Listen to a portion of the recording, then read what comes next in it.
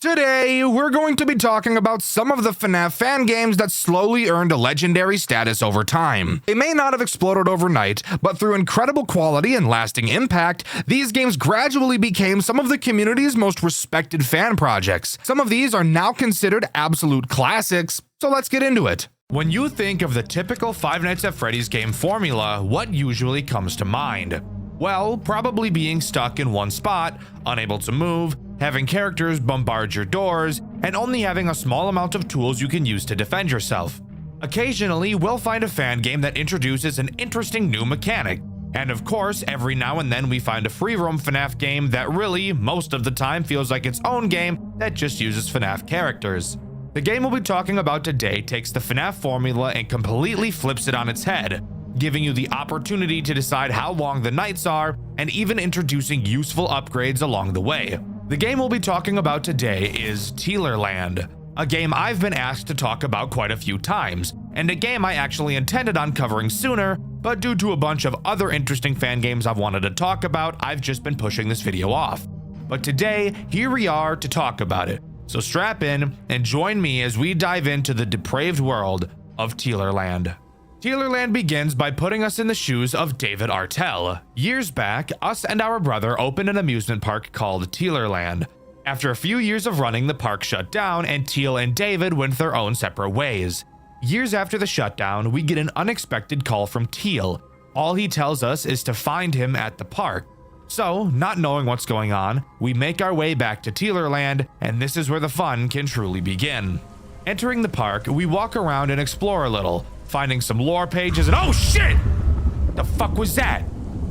In typical horror media fashion, as the main character, I'm going to choose to completely ignore what I just saw and chalk it up to myself seeing things. Continuing to search around the park, we eventually find a pile of garbage bags that look very out of place. Moving them, we find a hidden trapdoor. So what better choice to make than opening it and climbing straight down blindly instead of, oh I don't know, going back home to our family and sleeping like a normal person? Of course, climbing down a ladder in a FNAF game isn't as simple as it sounds. Instead, it's made into a minigame very reminiscent of the vent crawling section from Sister Location. Except this time around, there is actually a threat.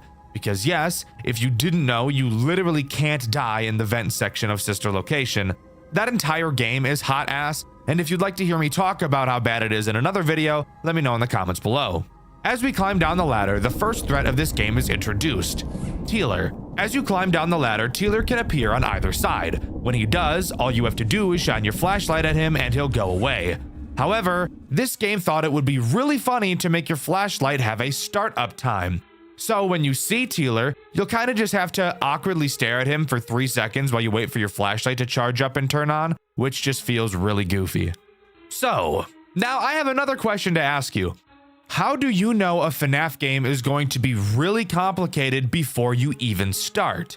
Well, in cases like Post Shift 2, it's walls of text explaining the mechanics that cause the game to feel so bloated it's not even fun. Well, what else? Let me tell you. There is quite literally nothing scarier than opening a FNAF game and seeing that there's a tutorial night. That's how you know the game you're about to play is going to have the most obtuse and random mechanics you've ever seen in your entire life, and Tealerland is no different. So, now's the time I get to explain to you the several tools at our disposal in a way that is hopefully not mind-numbingly boring. But hold up guys, I want to take a little break here to tell you that this video is sponsored by me. For those of you who didn't know, I have channel memberships. I would never ask anyone to do this as I don't even have any interesting perks attached, but if you really enjoy what I do and would like to support me a little bit extra, that's a great way to do it. Also, if you'd like to actually get something for your money in return, I have a merch store with some designs I commissioned from a fan, the same fan who actually drew these new character PNGs. So if you'd like to have my silly little demon character on your clothes, then that's a great place to go do that. And hey, if enough people end up liking that stuff, I will 100% get some more created in the future, and maybe even commission some more fan artists for some uniqueness in art styles. You can find the link to that in the description of this video. Sorry for the interruption, let's talk about Tealerland. To begin, there are 3 rooms that you can occupy: your office, the hallway, and the supplies room. Each does exactly what you'd probably expect. The office is where you'll do your major important operations. The supplies room is where you do important side objectives throughout the night, and the hallway connects those two rooms. Simple. To start, we need to understand how it is you actually complete a night in Teelerland, because it's not as simple as most FNAF games tend to be. Teelerland uses a task-based completion system rather than a time-based one, except, once again, Teelerland chooses to do something different than most task-based completion systems. The goal of Teelerland is to lure all of the animatronics in the building into a bunch of holding cells, and the way we do that is by taking control of another animatronic that's in the supply room. So the first thing you need to do each night is walk to the supply room and put the animatronic together. Its body parts can be found in the hallway and in the supply room itself. And if you want to hear something awesome, these body parts can apparently teleport at will, because you will commonly walk through the hallway, see nothing, walk into the supply room, see an arm, then walk back into the hallway and find a leg just chilling on the floor. Where did it come from? You tell me. Anyways, once you attach all 3 pieces to the robot, it will leave to roam the building. At this point, you can go back to your office and begin to control it. So, who is the first threat during the first hour of this game? Well, that would be Teeler himself. Really, since you won't often come into direct contact with the characters in this game, and you don't deal with them in a typical FNAF way, the way I'm going to choose to talk about these mechanics is going to be different than most of my videos. In order to lure Teeler, you have to get within a 1 tile's range of him. On your computer, you will see several map tiles, and about once every second you can move the T-Lure robot you built from one tile to another.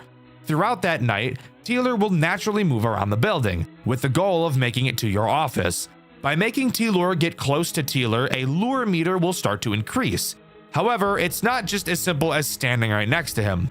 Teeler has the ability to infect the lure, meaning that if you make the lure stand in one spot right next to Teeler for too long, he will infect it. So all you really have to do is make sure you move back and forth while trying to lure him. If Teeler does infect your lure, you'll have to go back to the supply room and hack the firewall of the robot, I think. I don't really know what it is we're doing, I'll be honest. Basically, when the lure is infected, go to the supply room and open up your firewall. Inside, there will be a list of files with one of them infected. You can tell which one is infected because it will have the prefix Zanny_. All you have to do is click on it and boom, you'll be able to control the lure again. Anyways, back to luring. Once Teeler's lure meter is completely full, he will begin to chase your lure. This is when you need to get Teeler to one of the holding cells and lock him inside. Once you've done that, you can safely check off your to-do list and end the hour. But before we can talk about ending the hour, we have a few more important things to talk about. The first of which being your health. No one character alone will be able to end your run in one jump scare. Each character has a certain damage stat, and they will deal that number of damage to you upon jump scaring you. Typically, it's 2 jump scares and it's game over. However, you do have a med kit inside the supply room, so if you ever get injured, just go there and do like the protagonist from Resident Evil and fix your injury with a bandage. So that brings up the question, how do the animatronics actually damage you if you're constantly moving them around? Great question. As I've already said, Teeler's main goal is to get to your office, so you'll commonly find him moving to the bottom of the map, as that is where the hallway to your office is located. If he gets to your hallway, your lure won't be able to reach him, and you'll have to defend yourself to make him enter the main room once again. You do not want to encounter Teeler in your hallway. So, if you suspect he's there, before you walk into the hallway, you can look through the keyhole of the door to your office. If he's in your hallway, you will see his eyes staring back at you. If this is the case, then you will need to quickly stop looking through the keyhole and wait until you hear Teeler leave. If you walk into the hallway or stare at him through the keyhole for too long, then he'll grip your hips and make you bounce on a crazy style. One last thing to note about Teeler is that he is the slowest character to lure, making him by far the most annoying character we'll deal with throughout the game. With enough effort, you can take control of anything. An ability far more powerful than any other.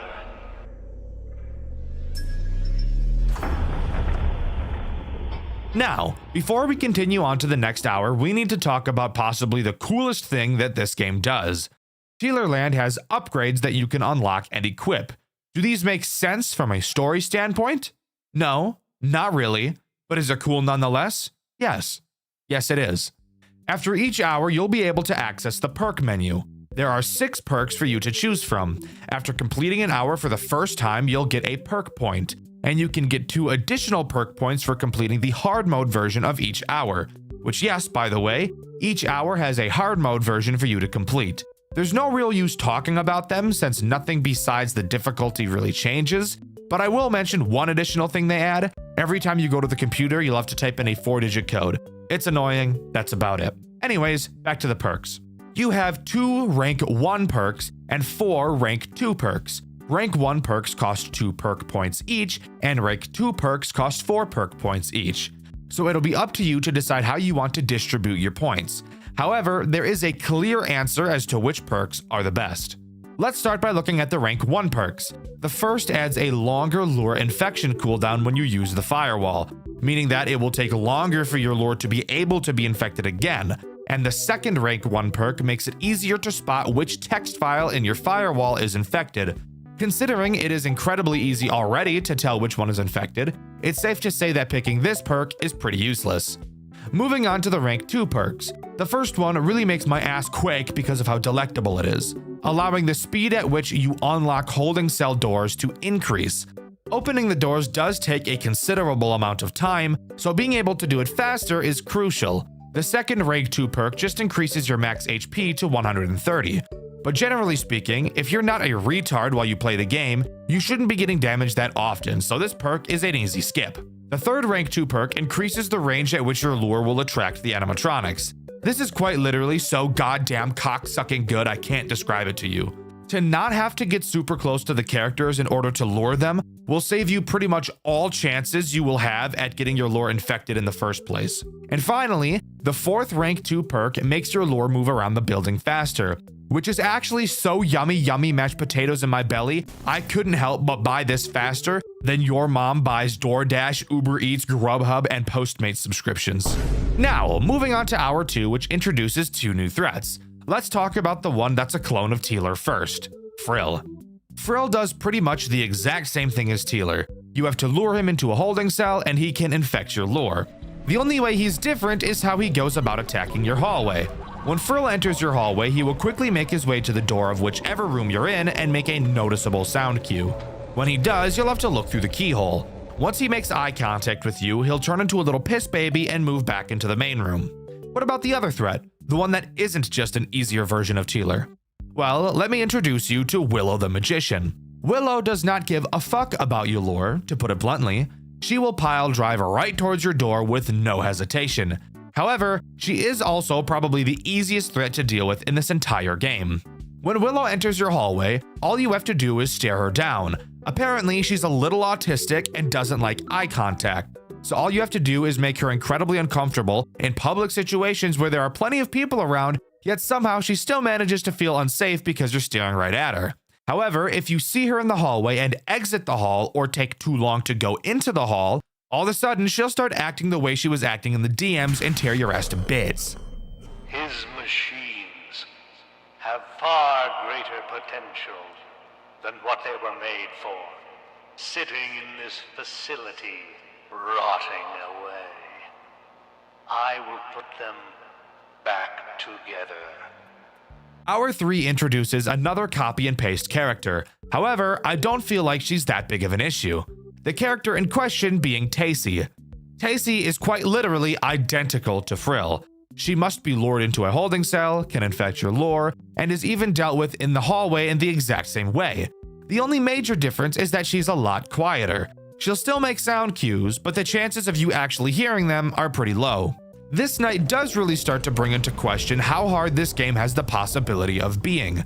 Since we obviously can't lure all 3 characters at the same time, it is very likely that at this point of the game we will pretty consistently have someone in our hallway. And with 2 of these characters requiring us to stare at them through a keyhole to deal with, it makes it a hell of a lot more likely that Willow will plow us in the ass. However, I do need to give Teelerland credit where credit is due. Although this game may sound like it can be incredibly unfair, this is honestly one of the most enjoyable FNAF experiences I've ever had. Even at the few frustrating bits I had, which you can see over on my second channel, Dexter Black, I still found myself excited to play the next hour, and even found myself really wanting to complete the hard mode versions of the night, both to unlock the points and perks, and because it's genuinely just a super fun gameplay loop. Don't mind if I do. Done.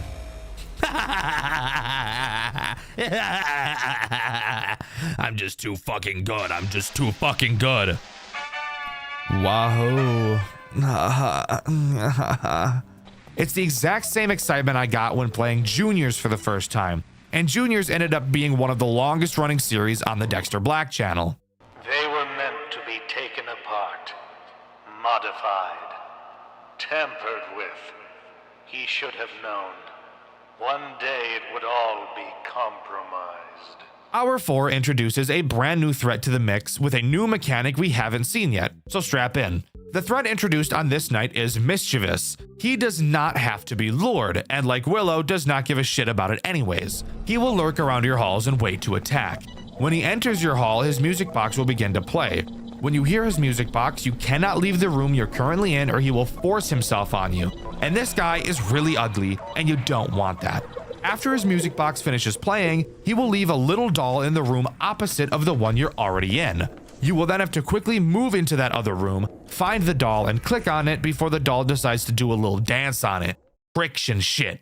This of course brings up the obvious issue. We have a character that forces us to switch rooms very quickly, and with several characters attacking our hall that require us to wait and be patient for us to leave, this could very obviously pose a pretty big threat if we were to get some poor attack timings. Once again, really showing how difficult, annoying, and RNG based this game can be. One more step until the plan is complete. The clock is ticking. Night 5 introduces nothing new. However, there is a very, very crucial mechanic I forgot to mention so far. Something that will make your dick hurt, because it certainly made mine hurt. Earlier in this game, a new mechanic was introduced, your generator, which adds a power system to the program you use to control your lure robot. On the map, you will be able to see where the generator is, and you'll also be able to see how much percentage it is at. You obviously don't want that meter to drop down to 0, so how do you fill it? Well, that's pretty simple. At the beginning of each hour, along with the generator, some fuel will spawn somewhere randomly on the map. And when the generator gets low, you'll have to use the lure to go get it and refill the generator. This isn't a hard thing to do by any means, but when you're also trying to juggle everything else that's going on, which trust me, there is a lot of, this will very quickly become something you dread doing. It is complete. I've fixed them. I have made them perfect. They are all together now. They are now one. It will lure the beast out of his cage. Well, oh boy, that doesn't sound good. But I mean, what's the worst that could happen? It's not like they're gonna take every character we've seen so far and merge them into one giant terrifying abomination and throw us into a new game mode that we haven't seen so far and have us learn from scratch, right? Oh, word. Shit is snowing. What's going on here? Oh, shit.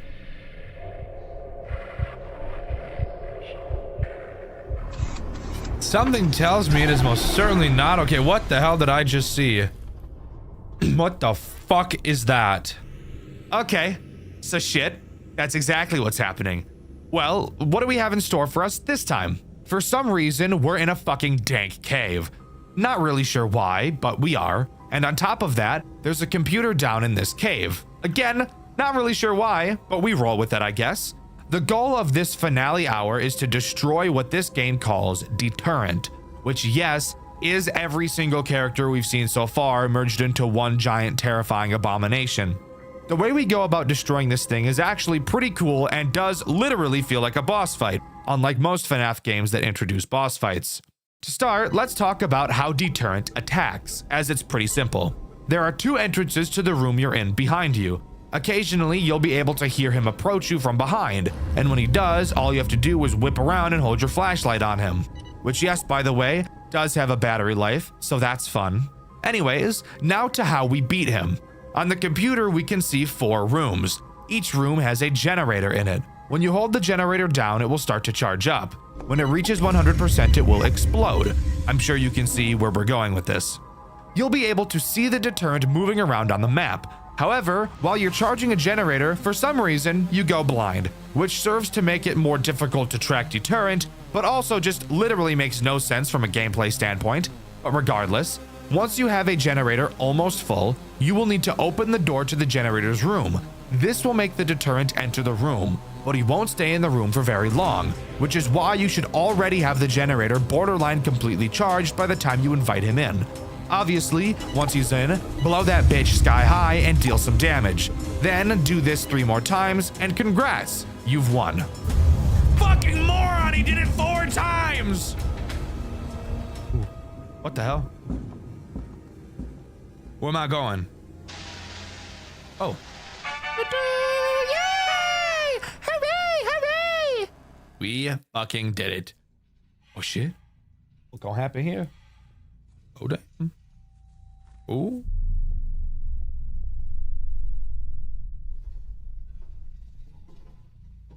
Oh, we climbing back out this bitch. Hell yeah, we are. Oh shit. Oh shit, we made it out of this bitch. Uh-oh. Don't tell me that Deterrent's still alive out there. Oh, what the fuck was that? Why is it so loud all of a sudden?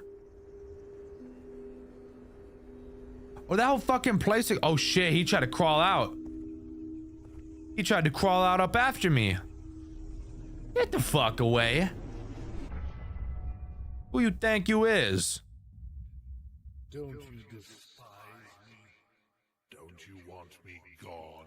I don't really care. All the times I tried to fix your wrongdoings, I'm kind of indifferent. I have already lost. Yeah, you did. So go ahead, David. What? Free me from this place. Oh shit, there was a dude in there. There was a dude in there, bro. Gulp.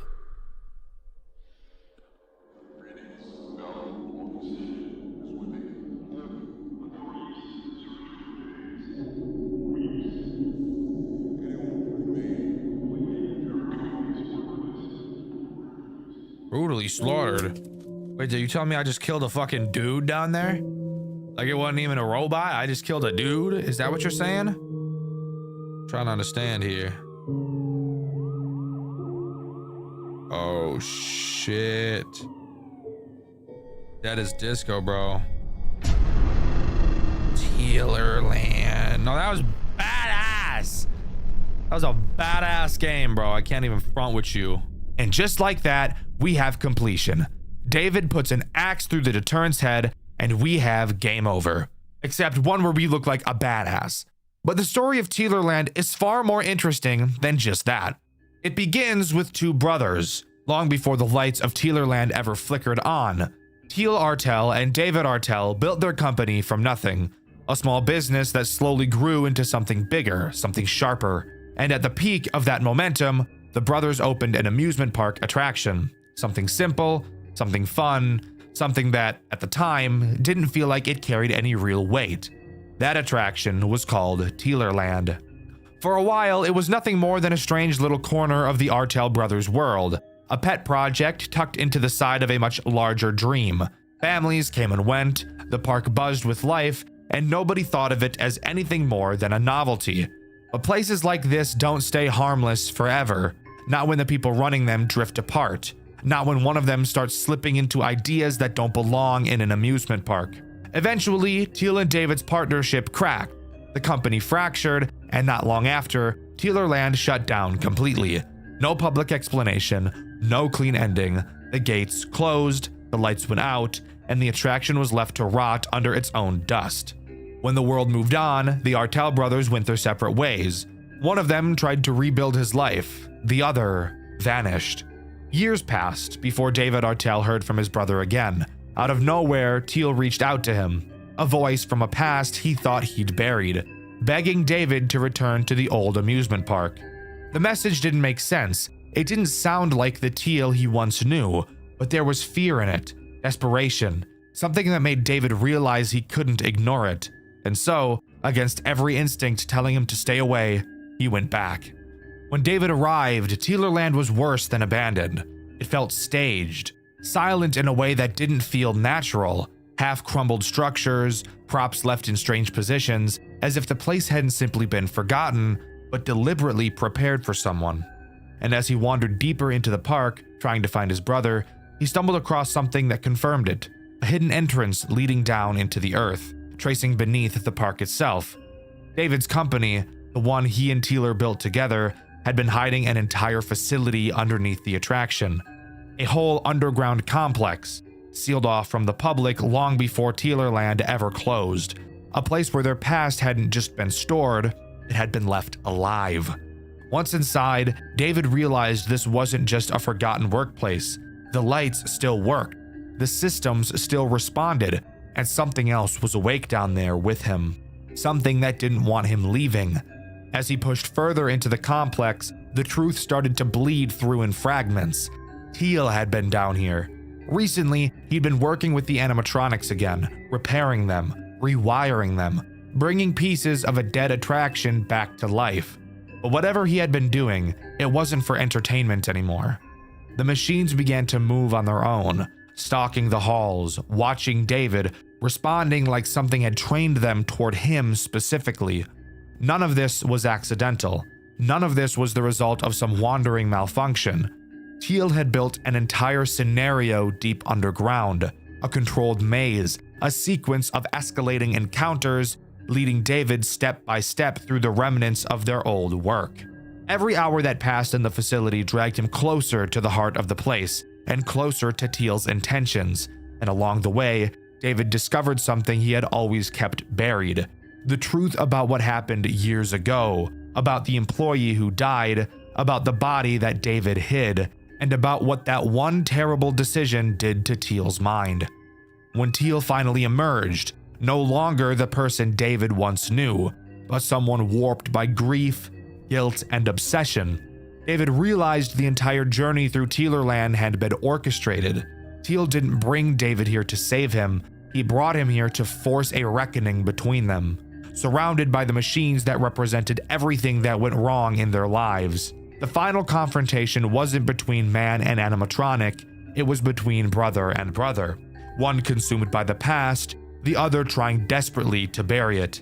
And in the end, the fight ended the only way it could. David killed Teal. Not out of malice, not out of hatred, but out of a moment where survival became the only option left. When it was over, the facility fell silent. The machines powered down, and as David surfaced from the underground, authorities arrived. They didn't see a man who'd been hunted. They didn't see the twisted maze his brother designed. All they saw was David Artell standing over the body of his own brother. He was arrested, charged, and locked away. And just like that, Teelerland, the amusement park, the secrets beneath it, the broken partnership that created all of it, was left behind again. This time buried under police tape and unanswered questions. A dead attraction built on dead ideas, reclaimed once more by silence. And with that, as far as I'm aware, is all that Teelerland has to offer. Overall, I think this game was a ton of fun to play. It's not often that a FNAF game has me wanting to try and 100% it, but just like Junior's, Teelerland had me wanting to give it a try.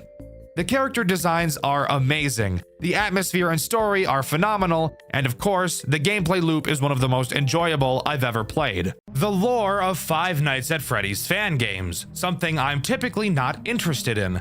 However, occasionally a fan game will come around that actually catches my attention, and the game we'll be covering today is one of those games.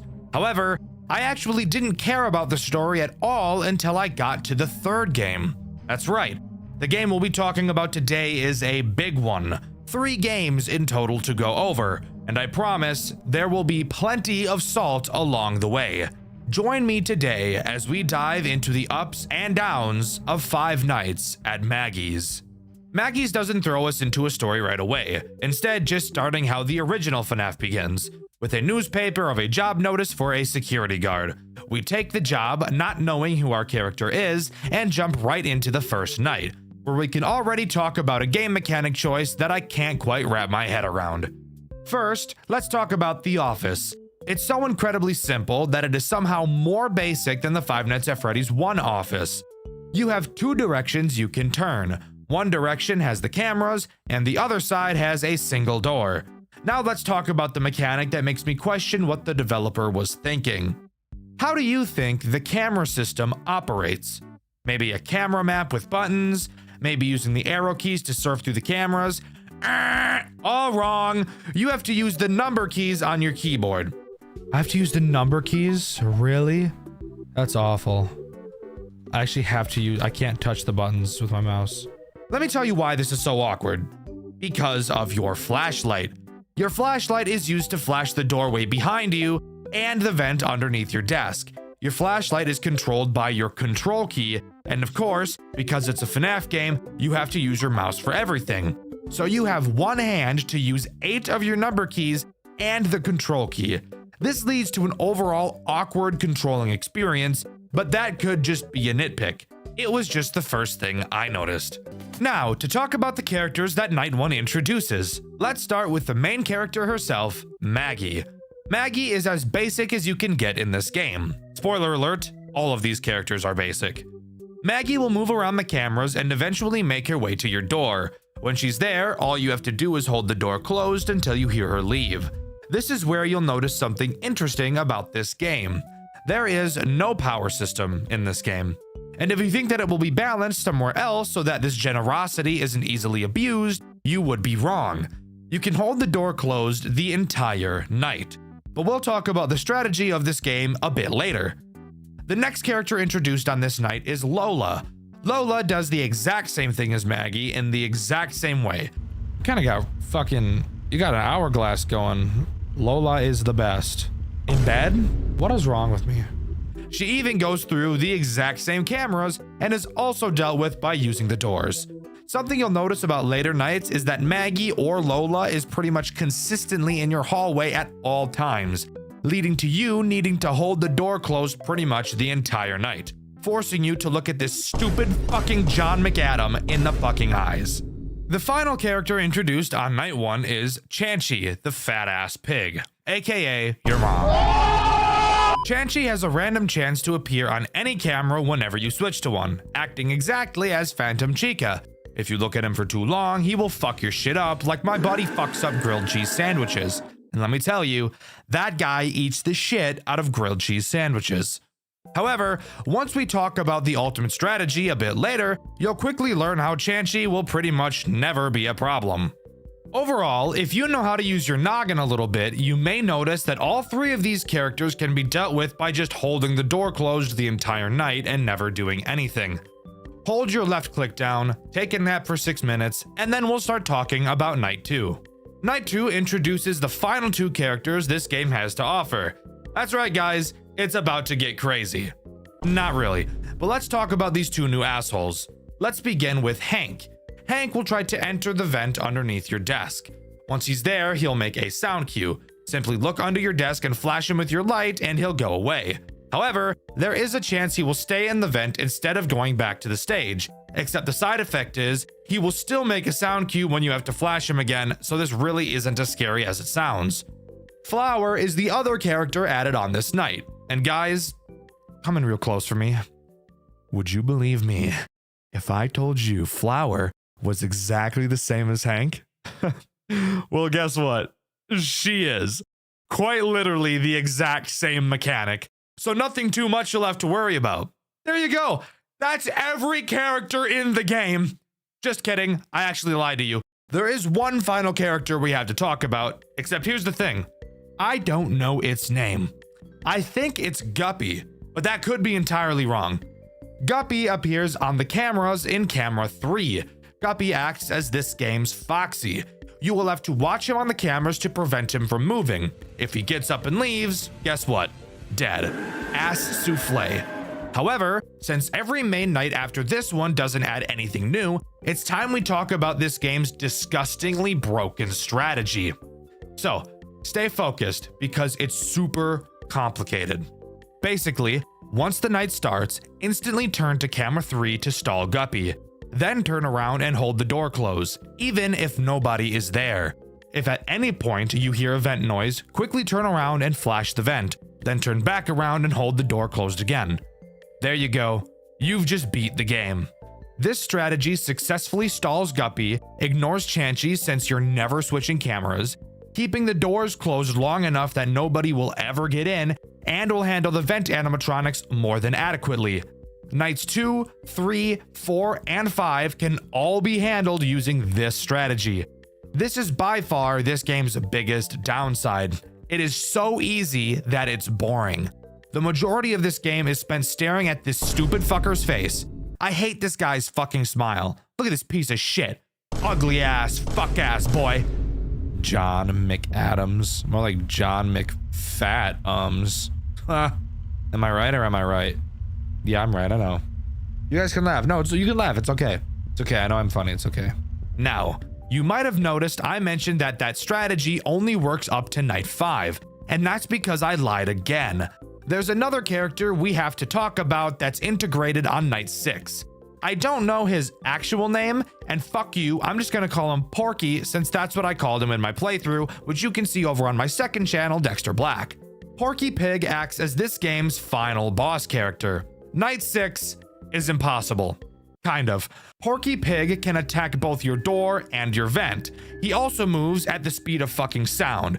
He will go from your door to your vent in the span of 2 seconds. Now, here's where it gets impossible, and the funny story that goes along with this. So, here's the hilarious extra mechanic with Porky. He can actually be at your door and in your vent at the exact same time. If he's at your door and you close it, you will hear him in your vent. Not there's a chance. No, you will hear him attack your vent. So you might think you should flash him in the vent. So you go to turn around. But the moment you let go of your door, you get fucked. What the fuck, dude? What the fuck is that? I hear the vent noise. I did not hear noise hearing him enter the hall. He's in the hall. If I open the fucking door, it doesn't matter where he is in the hall. He just fucking kills me. Since once again, he will be in both places at the same time. Dexter, that doesn't sound very fun at all. Well, listen to this. Apparently, I played a version of the game where Night 6 was broken, as I received a comment from the game's developer telling me so. So yeah, that's pretty interesting.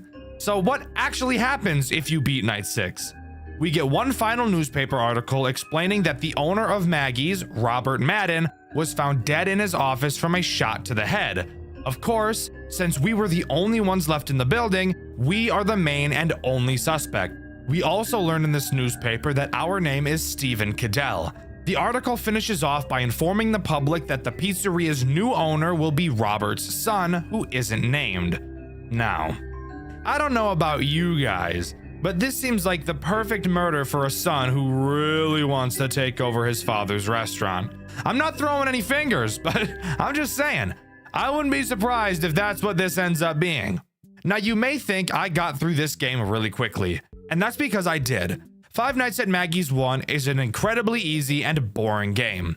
However, it does pave the way for the super interesting story that the rest of the series tells. So, if you can get over that, then we can talk about Five Nights at Maggie's 2. And I promise, these games are only going to get more and more interesting. Let's dive down the rabbit hole. Five Nights at Maggie's 2 is significantly more interesting than the first game in terms of actual gameplay. To start, there are more than 2 things to look at. This time, on your desk, you have your cameras and a vent. To your left, you have a big hallway, and to your right, you have Guppy sitting dead as fuck in the corner.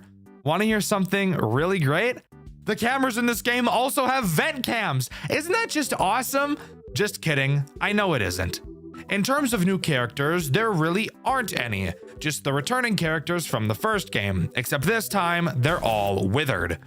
Night 1 introduces 3 threats. Let's start with the most basic of the bunch, that being Maggie herself. Maggie will wander around the cameras in an attempt to get to you through the hallway on your left. Once she enters your hallway, she will make a sound cue letting you know that she is there. When she is, you will have to turn to the hallway, pull up your shock button, and shock the hallway to make her piss off. Except you want to hear something really funny? Maggie has the chance to not leave the hallway when you flash her. Why? Because fuck you, I guess. I really dislike blatant RNG mechanics like this in games. It's the same reason why I hate Five Nights at Freddy's 3 and its bullshit 1 in 7 dick that it pulls. So maybe you don't want to have to deal with the chance of that RNG AIDS. Can you stop Maggie from reaching your hallway? Well, yes, actually you can. Inside of the cameras, you will find a play sound button, which, as the name suggests, will emit a sound on whichever camera you use it on. Maggie does not like this sound, so if you use it on the camera she's on, she will move backwards. Except I actually just lied to you. Remember how I said this was a way to avoid the stupid fucking RNG that Maggie pulls at the door? Well, guess what, fucker? That's right, she pulls the same RNG bullshit in the cameras too, except somehow it's even worse. Maggie has a chance to move forward a camera instead of backwards a camera when the sound button is used, actually making her progress to your hallway even faster. Isn't that just what you want? Hey, I just fucking sounded you, asshole. Don't act like I wasn't on top of that shit. So the way to deal with Maggie comes down to just completely ignoring her in the cameras and letting her attack your hallway, since you're going to have to deal with the RNG regardless. You might as well just put your focus somewhere else and only focus on her when you hear her in the hall. The second character Night 1 introduces is Chanchy. Wanna guess what he does? If you said the exact same thing as Maggie, you'd be absolutely right. And the best part? He also has the chance to be a complete dickhead and ignore everything all the time. Want to shock him out of your hall? Well, maybe he's feeling like keeping his fat ass right there. Want to prevent him from parking his fat ass right there with the sound button? Well, maybe he's feeling like getting to your hallway even faster. Fuck it. Okay, fine. So another character that's better off being ignored until an attack. That's not so bad. What about the final threat, Dexter? Is that one any different? Yes, actually. The final threat introduced on Night 1 is Guppy. I fucking hate Guppy so much it isn't even funny. If you remember, Guppy is in the office with you to your right. Throughout the night, Guppy will try to... how do I say this? Slide his fingers down your crack? Hey, back the fuck up. Back the fuck up, Miss Missy. I tabbed out of the fucking game. The way you stop him is simple. Occasionally check on him and flash your flashlight at him to make him move backwards. The reason why I hate him so much, he makes no noise whatsoever. Not a single peep from this motherfucker right here, and he moves fast, especially on later nights. This guy is so fast, it's infuriating, and because he makes no noise, he's even easier to forget about. I hate him. He is buns. Hot ass, shitty robot. But overall, Night 1 isn't too bad. So let's move on to Night 2, which introduces 3 new threats: Hank, Flower, and Lola. Let's start with Hank and Flower since they both do the exact same thing. These two take advantage of your vents, crawling through them to attack you via the giant vent directly in front of you. If you see them in the vents, you can close whichever vent they're in. When you do, they too can choose to RNG fuck your ass instead of cooperating. The ideal situation will have them go back to the stage, but in all likelihood, it's much more common for them to go, nuh-uh, and just move to another fucking vent. Isn't that just so awesome? What's the point of even closing the fucking vent if they're just gonna phase through it? Fuck it, I don't care. Here's something really sick about these guys. Once they enter the big vent, that doesn't mean you lose. If they get to the vent in front of you, if you just stare at them for a few seconds, they will go back to the stage. So this brings up another flaw in this game's design. Using the close vent door button is completely useless against these two, because you can deal with them so much more easily by just allowing them to attack and looking at them. So why even bother checking the vent cams for them at all? Well, whatever. What about Lola? What could she do? Well, she acts as a Phantom Chica type of character. She will appear on the cameras randomly. If you stare at her for too long, she will pile drive towards your office through your vents to attempt to kill you. However, you may have noticed a slight flaw. We've already established that there is no need to check the cameras whatsoever. Maggie and Chanchy are easily dealt with by letting them attack the hallway, and Hank and Flower are easily dealt with by letting them attack your vent. So is Lola ever a problem? No, and even if she was, when she gets to the vent in front of you, if you just literally look in any direction that isn't directly at her, she will go back to the stage. So again, yet another character that doesn't even need to be worried about. If she's in your vent, just don't look for a few seconds. Sure, she will also disable your cameras for a little bit when she attacks, but we've already established your cameras are pretty much a fucking rock, so that really doesn't matter. Something interesting about Maggie's games is that they don't have any post-night bullshit nobody cares about. So we can just get right into night 2, where we can talk about the first legitimate threat of a character, Porky Pig. Remember him? Yeah? The guy that made my version of Maggie's One Impossible? Which, by the way, I found out in this game, his name is actually Surdy. Needless to say, I already had some pretty bad blood with this guy. But how bad could he really be, right? Very. Let me just tell you, he can be very bad. Surdy can take the approach of every character we've seen so far except Guppy. He can attack both your hallways and your vents. Fuck the hallway attack, it's dealt with in the same way as Maggie and Chanchy, and yes, also has the same bullshit RNG, so does his camera movements. What we really want to talk about is Surdy in the vents, because that's where he becomes a bitch. When Surdy is in the vents, you need to be in full-blown panic mode. Oh god. Oh god, oh god, oh god. Even the game knows how much of a problem Surdy in your vent is, because it literally gives you a fucking warning on your cameras letting you know exactly which camera he's in. Obviously, if there's not a brain in your head, you have to close the vent until he goes away. And now's the time I should mention how these vent doors actually work, and why they make me want to shove a pencil down my urethra and snap it in half. Since there is no power in this game, there obviously has to be some nerf to these doors, but the nerf chosen just makes me piss blood. But that also might be from the pencil, I'm not sure. If at any point you pull down the cameras, the door will open. I don't think there's anything wrong with that. What really makes me want to die is that the door will open even if you switch cameras. So when a door is closed, you're locked in looking at it until whatever is inside leaves. And let me tell you about that. These fat motherfuckers don't move a goddamn inch! Literally, these fuckers will sit there in those vents with the doors closed for what feels like a fucking eternity. And on later nights when Guppy turns into a fucking track star, it makes it really easy to clench your legs so hard your testicles shatter into 32 small ass pieces. Fuck me in my ass. I was literally turning to you. Literally was turning to you. I got stuck. I was fucked, dude. I was fucking everything had to be fixed. The sound had to be fixed. The fucking vents had to be fixed. My dick had to be fixed. Fixed as fuck.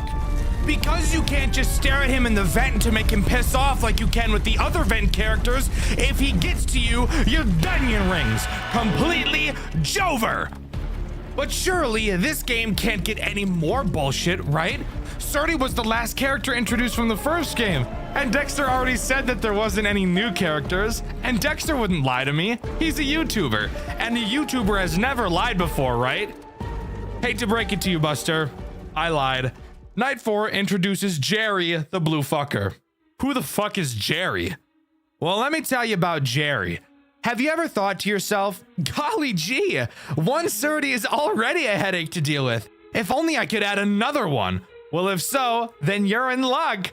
Did you like one fucking Surdy in your ass? Why not two? Because that's exactly what Jerry is. Surdy 2.0. Except there's one key detail that doesn't really matter, but does just show Jerry was supposed to be the most AIDS character of all time. He's not even affected by the sound button, period. So there was quite literally no way to stop him. And he is fast, like really fucking fast. If he gets to your hallway and decides to bullshit RNG you, guess what, fucker? Game over, because by the time your shock recharges, you'll be dead. But in all honesty, that's not even the worst part. The worst part is without a doubt the fucking Tyson gay Guppy over there in the corner. You piece of fucking shit! This motherfucker is so goddamn cocksucking fast it hardly seems fair! Everyone in Night 5 is so fucking fast they will be sharding in your eyes from the moment you start the night. But the only place they aren't fast? The fucking vents that you can't look away from lest the doors open wide, allowing for any cold metallic robot to penetrate me in the ass and rupture my colon! Fuck! Fuck! Not to mention that night 5 is so fucking loud, you won't be able to focus on the sound cues whatsoever. I gave up on night 5. I don't care. This night was bullshit. This game was bullshit. Butt plug. Heart attack inducing fuck. So no, I didn't beat it. I'm not going to beat it. I'll beat my dick, but let's pretend like I did beat it. What happens then? Well, you get given night 6, which is even fucking harder. Just a full-blown ass pounding with you as the main victim. I'm glad I didn't make it this far. I'm glad I chose to piss off when I did, because the rate at which all of my teeth would have been plucked out of my skull would have been astronomical had I forced myself through this AIDS. What about beating night 6? Has anything amazing happened?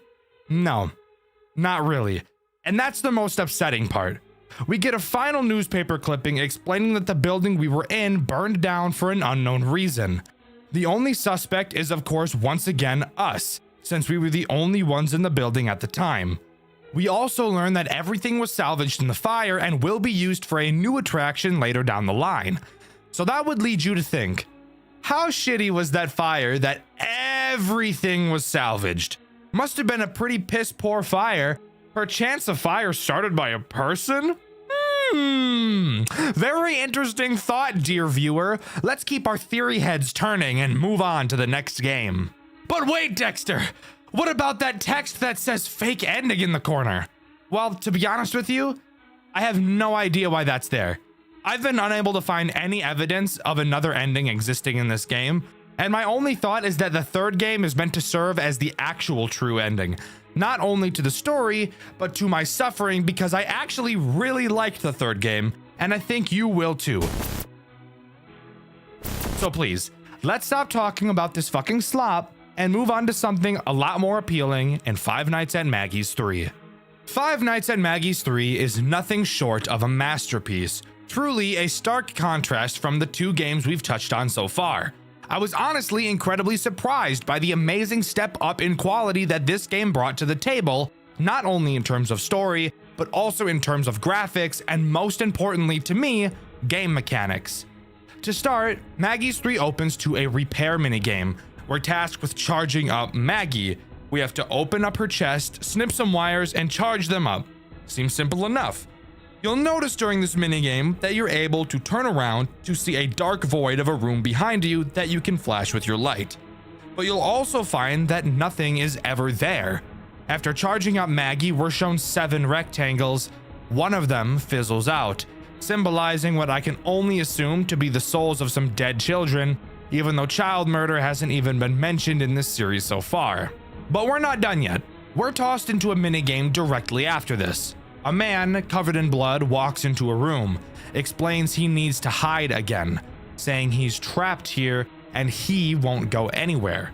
Not knowing who he is, we're thrown into Night 1. Night 1 actually only introduces one threat, that being Lolo, a new character. But before we can start talking about characters, we need to talk about this office and the tools at our disposal. We have 2 doors. Finally, something we can be familiar with. These work the exact way you'd expect them to, so nothing weird there. Of course, we have our cameras, but you might notice something a little bit different about them. There are 3 menus to surf through on your monitor, and only one of them are your typical cameras. The other menus are your main vent and your breakers. The main vent allows you to look at and shine the main vent, and the breakers allow you to remotely turn off the power to the entire building and specific cameras. But we'll talk about why those are important later. The final interesting mechanic is the vent door button on one of your cameras, but that will become important once we talk about 2 certain rascals later in this video. For now, we have to talk about Lolo. Lolo is as simple as a character can get. He is this game's Bonnie. He will move through the cameras and approach your right door. When he's there, simply close the door until you hear him leave, and bada bing bada boom, that cycle will repeat. Again, it's Night 1. I don't think you expected anything crazy. Now we can talk about the post-Night 2 repair minigame. This time having to repair Bob. Side note, every character in this game, aside from 2, are brand new. Same formula as the last minigame, except this time there's actually something in that darkness behind you. Surdy. But this time, it's just his endoskeleton. No mom skin. Your mom specifically. Get it? Because she's a pig? Oink. He will slowly try to creep up on you to kill you. Whenever you hear him, simply turn around and hold your light on him to make him go back.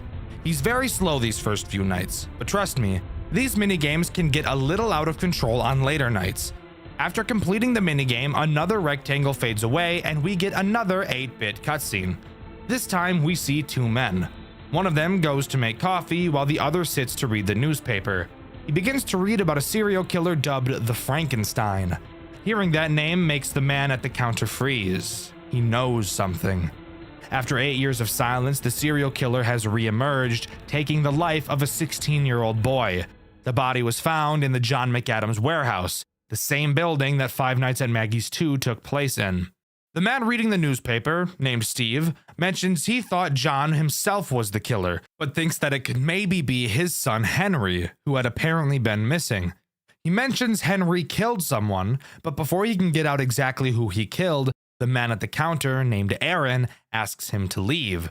After Steve leaves, Aaron goes over to the table to look at the newspaper, mentioning how he didn't stop and that this isn't over, not mentioning who he actually is.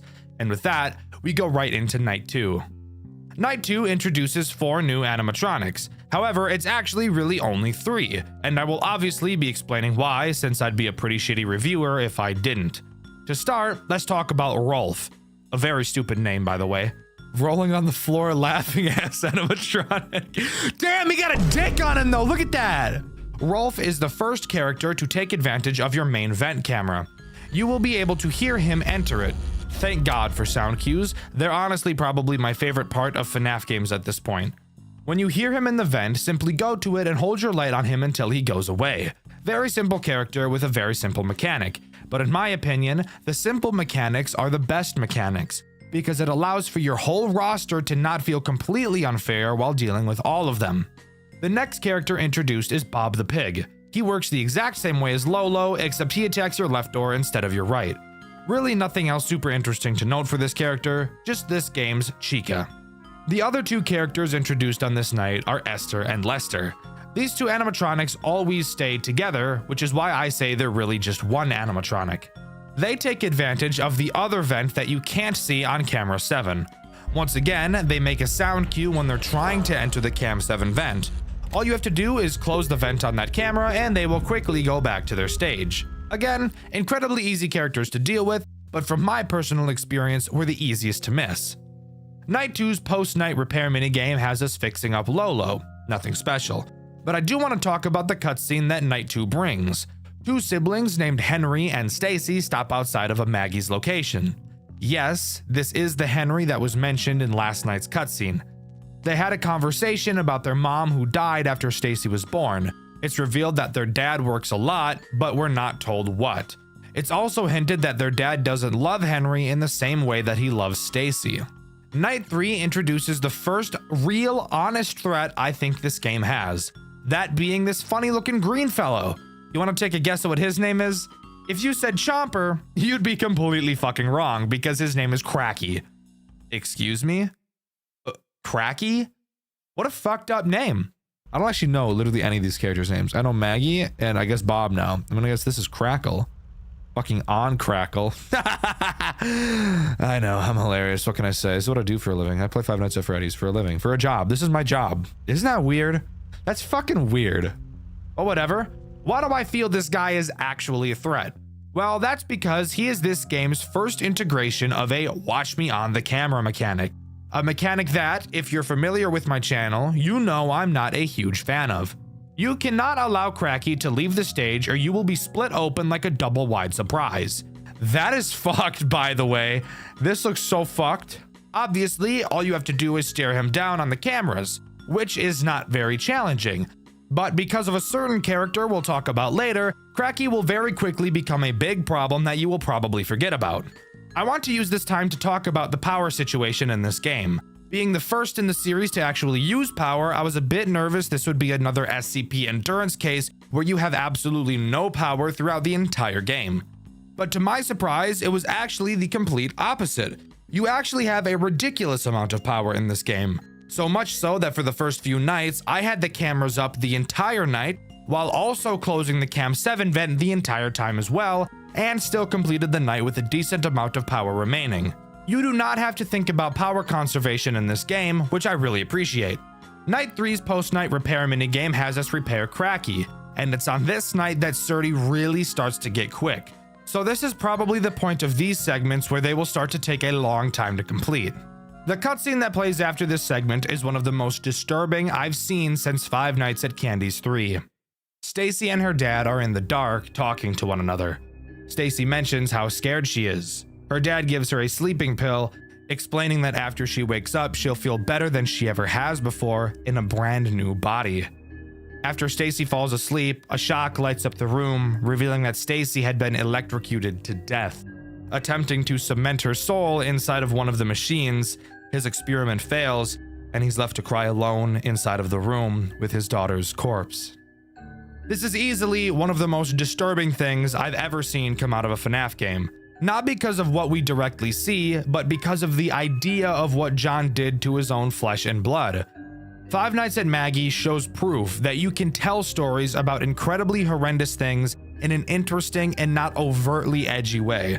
With all of the shortcomings I feel this game series has, I can easily say that the story is not one of them. Moving on to Night 4, we're introduced to the two final characters this game has to offer, Maggie and of course, Surdy. Let's start with Maggie since she's simple. She works in the exact same way that Rolf does. She attacks through your main vent. All you need to do is hold a flashlight on her and she'll go away. Now we can talk about the big bastard himself, Surdy, who once again, in this game is just an endoskeleton. This guy right here is this game's big challenger. Surdy makes use of your breakers. Occasionally he will appear on any camera in the building. When he does, he will emit a loud sound. You will have to shut off the breaker to the room he's in, which will deactivate him. This is not difficult. What is difficult is when Surdy is paired with Cracky. With how frequently Surdy will attack, Cracky will very easily be able to get several movement opportunities in on you, leading to you needing to stare at him for longer while the rest of the cast does all of their bullshit. But once again, because of how simple everyone's mechanics are, it serves to make this game tense, but not overtly difficult. Don't get me wrong, I think it's great that max modes exist, and that people are pushing the limits of what's possible with Five Nights at Freddy's games. But not every game needs to be the most difficult thing on planet Earth. Some games just really want to tell a story, and I can appreciate this game for doing so. After beating Night 4, we repair Rolf, and of course get a new cutscene. Henry, now with the alias Stephen Cadell, which if you remember is the name of the player we played as in the first Maggie's, walks into the CEO of Maggie's office with a gun. The CEO, if you remember, named Robert Madden. He reveals he knew that his real name was Henry, reveals that he knows what Henry did, and admits he still never fired him for fear of tarnishing the brand for hiring a fugitive. I'll dive into exactly what Henry did when I talk about the lore later in this video. Henry demands to get his father's experiment files, and when Robert refuses, Henry shoots him in the head. This is the situation that was mentioned at the end of Five Nights at Maggie's 1. Night 5 introduces nothing new, just being a harder version of Night 4. After completing it, you fix both Esther and Lester, and of course, we get another cutscene, which is also pretty disturbing in nature. John McAdams, expecting to see his son home by 11, is still working on his project. Henry, his son, walks in at 12 completely plastered. Henry begins to gaslight his father for not caring about his own children and claims that he's responsible for killing Jason, a brother that up until this point we hadn't heard of. John reveals that he used his animatronics to revive his children from the dead because he loved them. Henry, not knowing any of this had been taking place up until this point, is obviously incredibly upset. Henry ends up killing his father in a fit of rage, and John McAdams' soul is accidentally revived in the animatronic of Surdy. That's right, the final boss of the first two Maggie's games was Henry's dad. So now we have to question, why would his dad be trying to kill him? Once again, Night 6 adds nothing new, just being more difficult than the last. The repair minigame, however, is different. There are no more characters to repair. The only character who remains is Surdy. You must wait for him to appear behind you and shock him. After shocking Surdy, we get something I never expected when I first started playing these games. We get an amazing monologue right up there with the Henry speech from Pizzeria Simulator.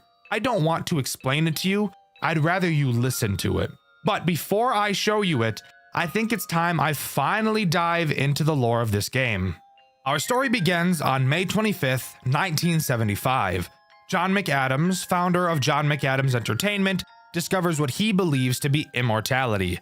He hides his experiments behind his company, using the animatronics as a cover for something much more horrifying: the merging of human life with machines. And what better way to test that theory than on your own son? Jason McAdams, age 3, becomes John's first experiment.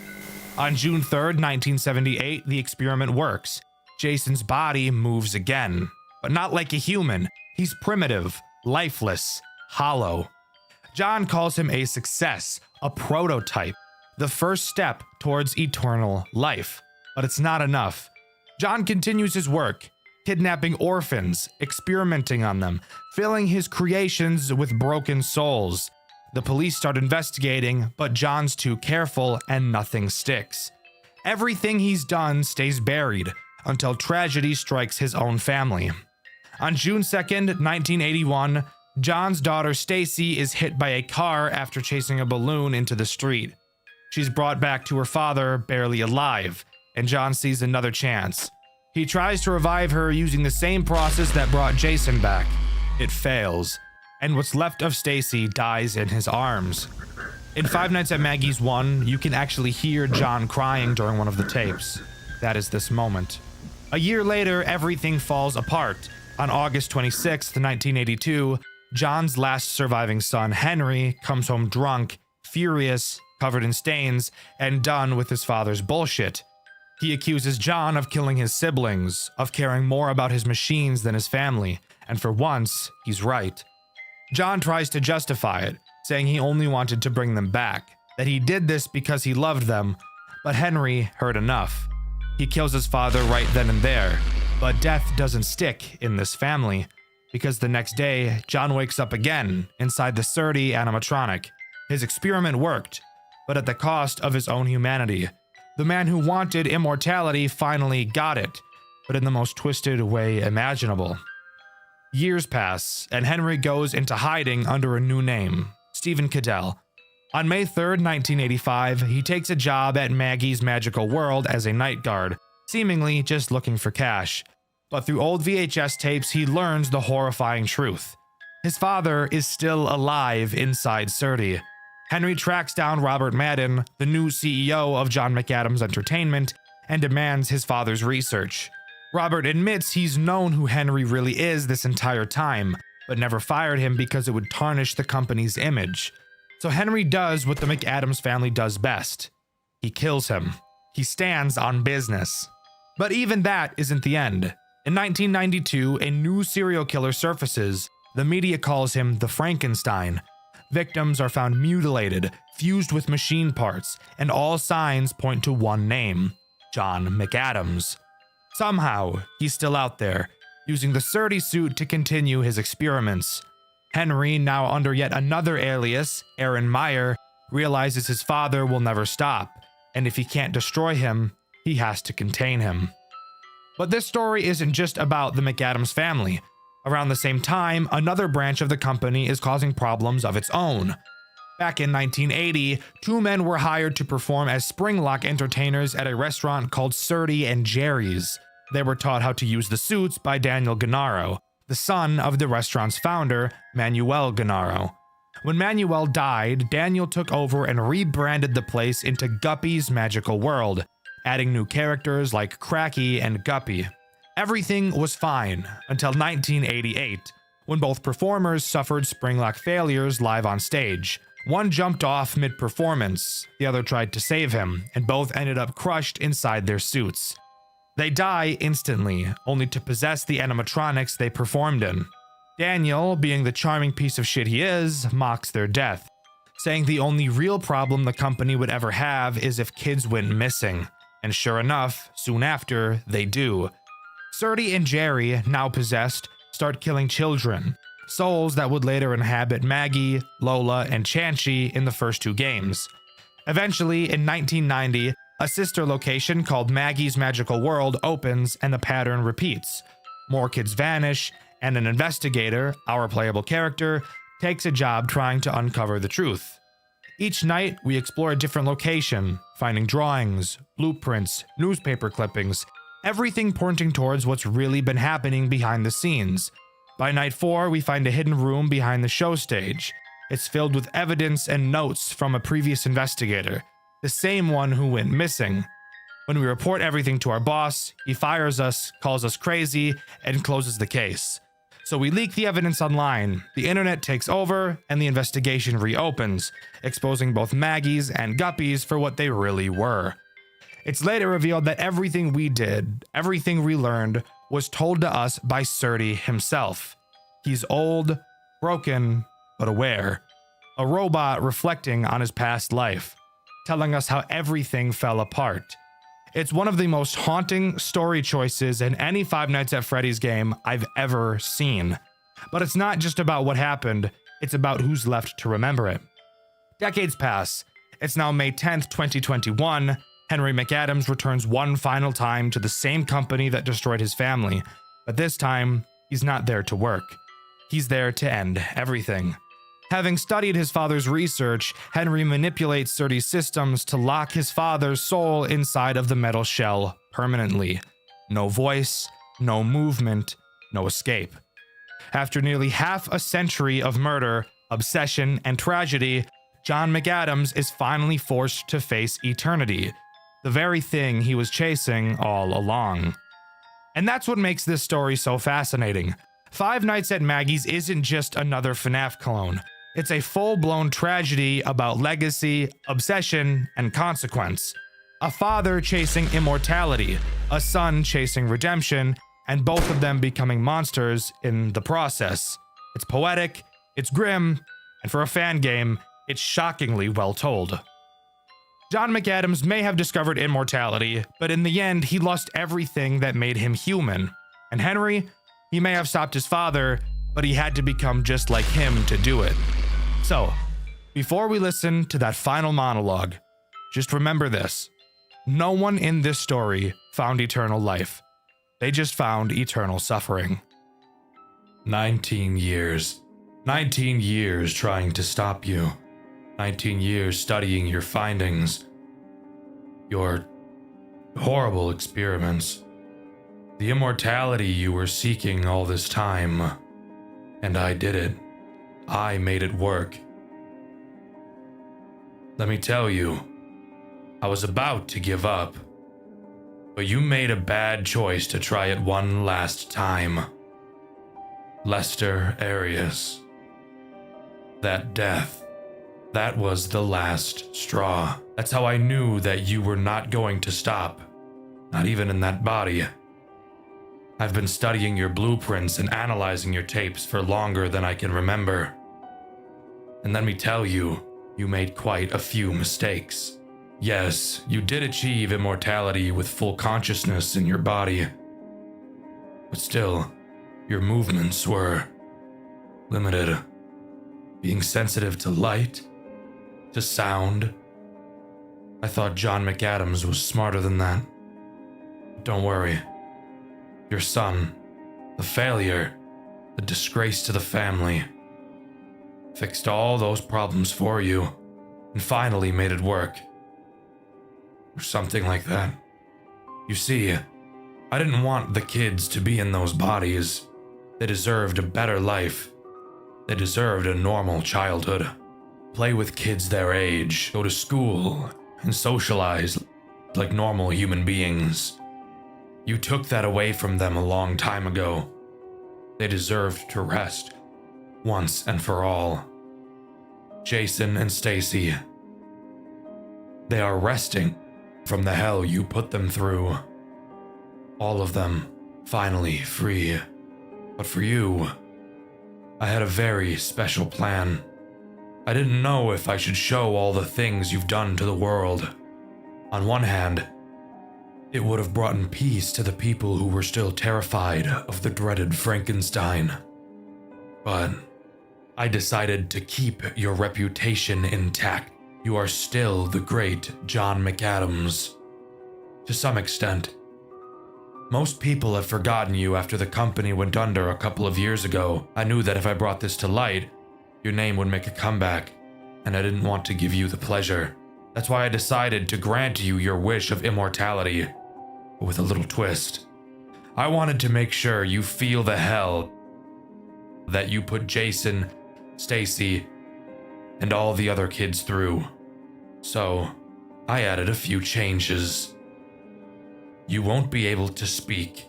You won't be able to move. You will have no control over your body. You will still see, feel, and hear everything.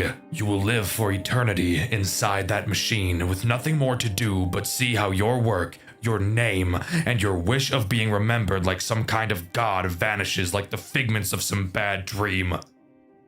You won't rest. You will suffer for eternity. It's time you pay for your sins, John.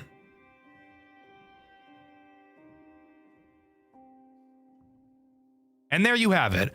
As far as I'm aware, that is everything that Five Nights at Maggie's has to offer. A game series that started off on a sour note for me and ended up becoming one of the most interesting and engaging stories I've ever experienced.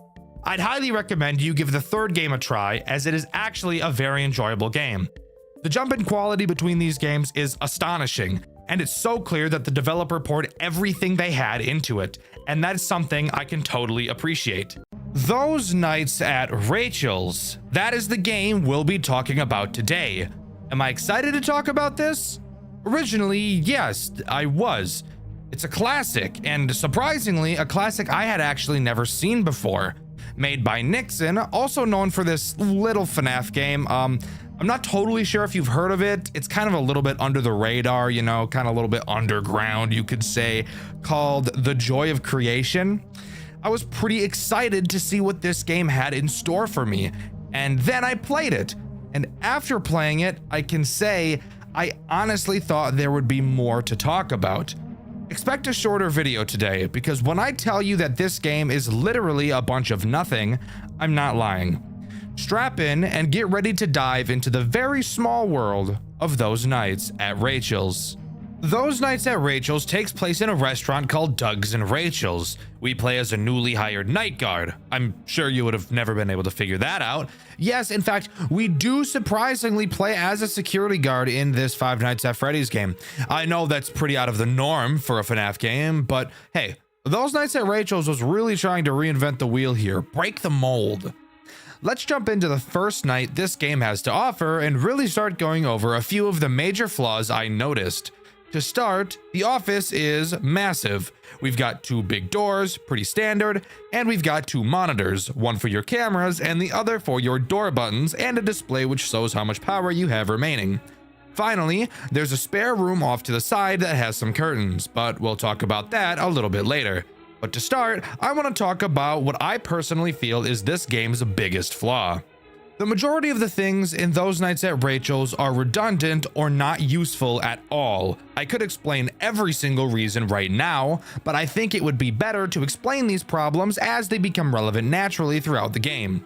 To start, let's talk about how the door monitor is actually useless completely. Now, you might be thinking, how could the monitor that allows you to close the door be useless? That's like literally the main mode of defense in a lot of FNAF games. Well, here's where we get to talk about something really cool, and something in retrospect I'm not a huge fan of in FNAF games. Keybinds. Keybinds in most games serve to make the experience more comfortable for the user, and in a lot of cases, even in FNAF games, they can be used properly and work effectively. For example, Rachel's uses keybinds in a very good way, that being movement. While playing Those Nights at Rachel's, you'll see several arrows, and it may even look a bit overwhelming. Clicking these arrows will transport you around the office, whether that be turning, traveling to another room, peeking around a corner, or hiding under your desk. Ignoring the fact that these arrows are always present, which could lead to confusion as to when certain actions can be performed, with all of these buttons on screen and the fact we're in a 3D environment, adding keybinds for movement was a very smart idea, as you can use WASD to turn and move and E to peek around corners. This is a very good example of keybind integration into a FNAF game. Now it's time to talk about a very poor integration of the key binding. Using the Z and X keys, you can shut the 2 doors in your office. Now, I want to be very clear that that mechanic by itself is not inherently a bad thing. Binding doors to a key on the keyboard can work. I think it worked well in a game like Ultimate Custom Night. However, here's the big difference between Ultimate Custom Night and those nights at Rachel's.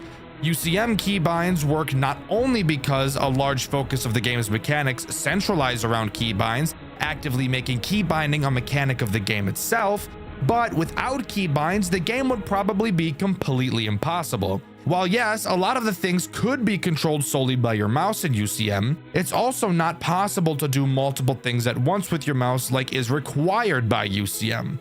So in that case, I think keybinding works and is good. Those nights at Rachel's uses keybinding in a way that makes an otherwise interesting mechanic completely useless.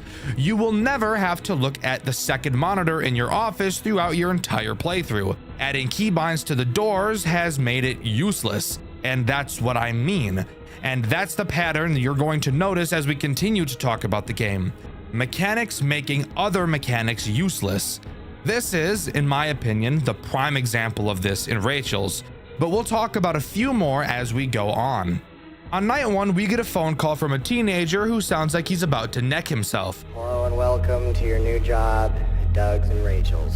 Before transferring us to a live call with the manager of the establishment. Hello? Hello? Are you there? At first, that might sound cool. Popco's did a somewhat similar mechanic where you could interact with the phone guy by asking a question at the end of the call. Rachel's doesn't do that, it just acts as a normal phone call, but that's really nitpicky. We're told the basics of how the nights are going to play out. We're told point blank that the animatronics move around and that we will need to close the doors to defend ourselves, something that isn't typically seen in FNAF games. Transparency? That's nuts. Except not really, because after almost letting out the words saved my life, the phone guy chooses instead to say saved my job. So, I mean, not completely transparent, but I guess that's progress. It's also during this phone call where we learn that recently a newer restaurant has been destroying the reputation of Rachel's, that restaurant being Freddy Fazbear's. Now, here's an interesting question. What could have possibly happened at Freddy's that would have made another establishment with robots look bad? Oh yeah, maybe death. Yeah, that'd do the job. I would love to keep talking about the night 1 phone call, but there's this really funny and quirky moment that happens during it. Something about Rachel's is that the nights are really short. So, and I'm not kidding, the phone call is literally cut short in the middle of a sentence because the night ends. Sanitary and rude, but customers are customers. We don't need them. Is this guy gonna shut the fuck up?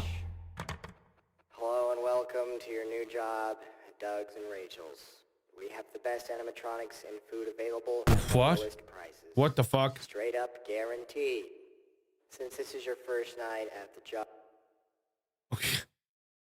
Okay. I guess that's night 1. What can I say? This is absolute peak cinema, and I've never seen anything better before in my life. But enough about the boring shit. What about what actually happens during the night? Well, if you were hoping for anything at all, put that thought away because literally nothing happens at all.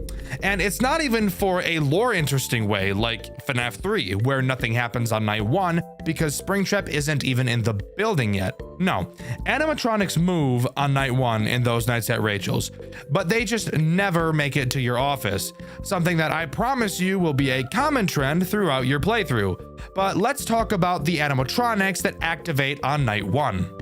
Literally every single fucking one aside from 2. Now relax. That may sound intimidating, but keep in mind I said you will never get attacked on this night. The only 2 characters that aren't active are Pete and Bane. However, I'm not going to explain the mechanics of each character that is active on this night right now to save you all from blowing your brains out. Instead, I'll just introduce characters as I talk about the nights and space them out a bit. Let's talk about the 2 characters you'll probably see the most, Rachel and Doug, the 2 faces of the restaurant. I really want to start by talking about Doug, since you will really be seeing him a lot. And I do want to preface that a lot is subjective for this game, since No fucking joke, I probably had an animatronic reach my office less than 10 times throughout my entire playthrough. That's how much fucking nothing happens during this game, by the way. Doug does what you think a first active animatronic would do. Wanders around the building and eventually makes it to your office. If he gets to your door, you can check by peeking around the corner and flashing your flashlight, which I will admit does look pretty cool. And I think that having to peek him like a game of Valorant is actually a really interesting idea. Too bad I only got to do it about 4 fucking times. Obviously, just close the door and he leaves. Now we can talk about Rachel, except no we can't because she's literally just Doug. She does the exact same thing with no difference. I'm so happy I'm alive. I'm actually pretty sure that throughout my entire playthrough, never once was I attacked by Rachel. You know, the main fucking character in the game.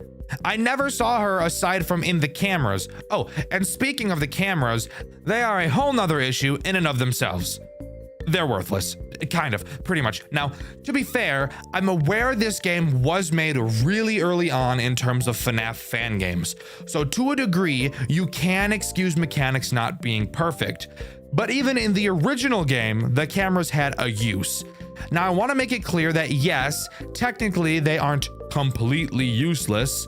With how infrequently the characters seem to move, it might as well be useless.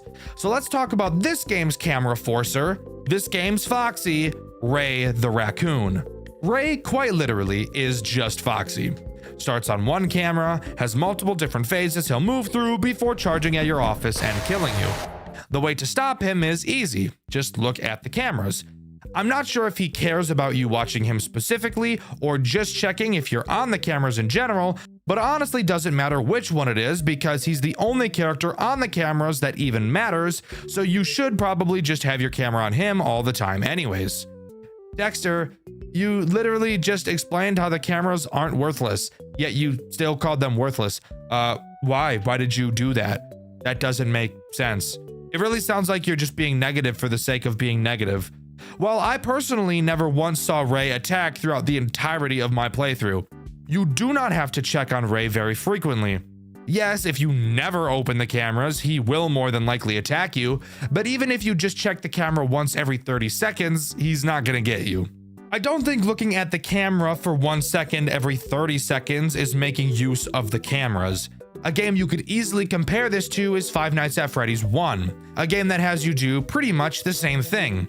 Really just opening the cameras without doing much of anything on them. And while I agree that the cameras in Five Nights at Freddy's 1 are generally useless, there's at least a few useful mechanics that can come from them. For example, we all know that your right door camera is really the only camera that matters, with the occasional check to Foxy to see what phase he's on. You could argue that having to look at 2 cameras rather than just one, like in Rachel's, already makes FNAF 1's camera system more useful, but I feel like that might be grasping at straws a bit. There is one other mechanic that the cameras have that can actually be pretty useful in a small handful of situations, that being forcing Foxy to attack faster using the right hall cam. When Foxy leaves Pirate's Cove, there's a range of time it will take for him to be at your right door. However, you can force the attack to happen sooner by checking the right hall camera, which can be nice if, for example, Bonnie is already at your door and you want to get the Foxy attack out of the way during that time, something I like to take advantage of during stressful modes like 420. I have to be transparent for a moment and mention that there very well might be a mechanic like the right hall mechanic in Rachel's. However, like I've already stated, I've never got attacked by Ray in my playthrough, so I never really got the chance to check, and the wiki doesn't explicitly mention anything like that either, so if it does exist, I walk back my criticism. However, something that you can't neglect is just that. I never got attacked. The cameras are somewhat useful in FNAF 1 because you can do something and you will be attacked by your camera animatronic. There is no FNAF playthrough where you're not attacked by Foxy. There are playthroughs where you're not attacked by Ray, and that's where the real issue actually lies. Anyways, let's move on to Night 2, which introduces Pete and the Thing. Let's start with Pete. He's Doug, except he goes to your other door. However, this does bring up another mechanic that would be interesting if it was actually ever useful: hiding under your desk. Only one door in your office can be closed at a time, so What happens if two animatronics attack your doors at the same time? Well, first of all, that's never gonna happen. You don't get attacked frequently enough. But even if it did, that's where hiding under the desk becomes important. If two animatronics are at your doors, you close one of them and hide under the desk until the other leaves. But now hold up. Wait a minute. Something ain't right. If hiding under the desk can make the animatronics at your doors go away, do you even need to close the doors in the first place? Well, to my understanding, no. You don't need to close the doors for the door animatronics. You can always just choose to hide under the desk. Excuse me? You've just made an already semi-useless mechanic even more useless by designing another mechanic that solves the same problem without using up power. So the only time you actually ever need to close the door is when Ray is coming to your office, but we've already established that Ray is probably never going to attack you. So you literally never have to close the doors in a FNAF game. What? Okay, so that's pretty stupid. What about the other character on this night? The Thing. Maybe he'll be interesting. No. Hate to break it to you, but the answer is no. The Thing attacks from the curtain room. Throughout the night, the curtains will slowly open. If they open all the way, the Thing will come out and kill you no matter what, since not even hiding will be able to save you, and there's no door to the room he comes from. So every once in a while, you'll have to run to the other room and close the curtains. How frequently do you have to do this? Well, on night 2, doing it once every hour will be enough, but with the lack of movement speed from any of the characters, even on the hardest nights in this game, you will have more than enough time to go over to the curtain and close it. You know, it's sad when what I just explained to you is the most difficult threat in the entire game. Throughout the phone calls so far, it's been made clear that the goal of ours and the phone guy is to get a promotion, and the night 3 phone call continues that narrative. The phone guy mentions that the owner of the establishment has gone missing, and that the only reason that bothers him is that nobody can get a promotion unless he's present. So that's obviously concerning for that reason. It's revealed that the owner doesn't want to be tied to the establishment anymore, and I find that a bit weird. I get that Freddy has had a shady past, but from what I understand so far, this place doesn't, at least not directly. That's really all that's important from the phone call, so we can talk about some of the new threats on this night. Let's start with Bane. Fun fact, it's just Pete with a costume on. He does the exact same thing. Also, want to hear something crazy about night 3? From this point forward, it is literally impossible for Rachel to reach your office for the rest of the game. Which means she was only ever able to reach your office on nights 1 and 2. But the craziest part? The chances of her ever reaching your office on nights 1 and 2 are borderline impossible because of how infrequently the characters move on the early nights. Which means there is a very probable chance that you will not see the main fucking character of the game throughout the entire game. What the fuck kind of logic is that? And that's really it. Something I didn't mention about Bane, by the way, is that during this night, it is borderline impossible for him to make it to your door, so you never have to worry about him either. We love video game balancing over here on the Dexter White channel. Night 4's phone call actually has some substance to it. Apparently, the boss is still missing and nobody knows where he is, which now apparently means we won't even get paid for the week we've been doing.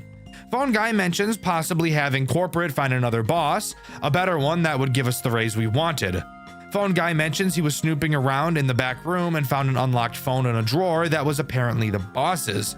He says he wasn't able to look through it for long because another employee found him snooping around. The only thing he could see was that the phone had something about an old factory or pizzeria on it. Who really cares about any of that though? Are you ready for the most fun you've ever had playing a FNAF game in your entire life? Well, let me introduce you to night 4, where you'll probably have an animatronic at your door a total of 3 fucking times. Maybe 4 if you're lucky. By the way, I know I'm going to get comments about this, but yes, I am aware about the hard mode version of this game, which, as the name suggests, makes the game harder. However, even in the more difficult version of this game, night 4 is when it really starts to get difficult, except for one super funny problem.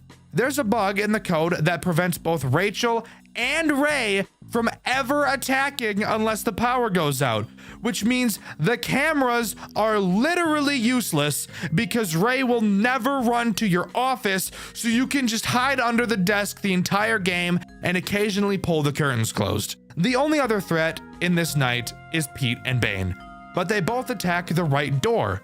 Something funny though is that they can't appear in your right doorway if you're looking at it. So you don't even mean to hide under the desk. You can just look at the fucking doorway and they won't come. Granted, if they do get to your door while you're closing the curtains, you only have about 5 seconds to react and close the door or hide under the desk, but still, holy shit, how the hell is hard mode so goddamn easy? Night 5's phone call has some honestly pretty interesting reveals. It's clear that the message we're hearing was meant to be sent to the boss, who we find out's name is Phil, clearly establishing that the phone guy still has contact with him despite his disappearance. However, it's also clear that the phone guy doesn't know where Phil went. Phone guy mentions doing something else to sabotage the business down the street, referring to Freddy's. He says they've already had one incident, so making another one happen is sure to work, which would lead one to believe that they're suggesting they caused whatever the original incident that happened there was, or that they're just wanting to cause another one. When the idea was shot down for bringing a bad rap to animatronics in general, Phone Guy says that he really messed up this time, which would lead me to believe that he had already chosen to do something. It's at this moment that the Phone Guy mentions that they've got us, the character we play as, quote, tied up in our strings. So that's awesome. Thanks, guy. I thought we had something special together, but clearly I was just a piece of eye candy for you to oogle at all day. I thought you loved me. Anyways, the phone guy asks Phil if he's actually going to give us that promotion we apparently were promised. And he says he'd be willing to make up a lie to tell us to make sure that promotion never happens. And in all honesty, the moment I heard that shit, I would have walked right out of that goddamn building. My feelings are crushed, guy. I'm a person too, you know. Night 5 still has the problem of both Rachel and Ray not being able to attack you. The bug carrying over to the non-hard mode version of this game as well now, so that's awesome. Even easier. Perfect. Nothing of interest to talk about here except for what happens after you complete the night. After finishing off Night 5, we get a cutscene inside of what I could only assume to be our bedroom, which for some reason has Rachel's posters on the wall. A little weird, bro, but you do you. We hear a knock at our door, and on the other side we get fucking reamed by the thing, only to wake up inside of the office once again.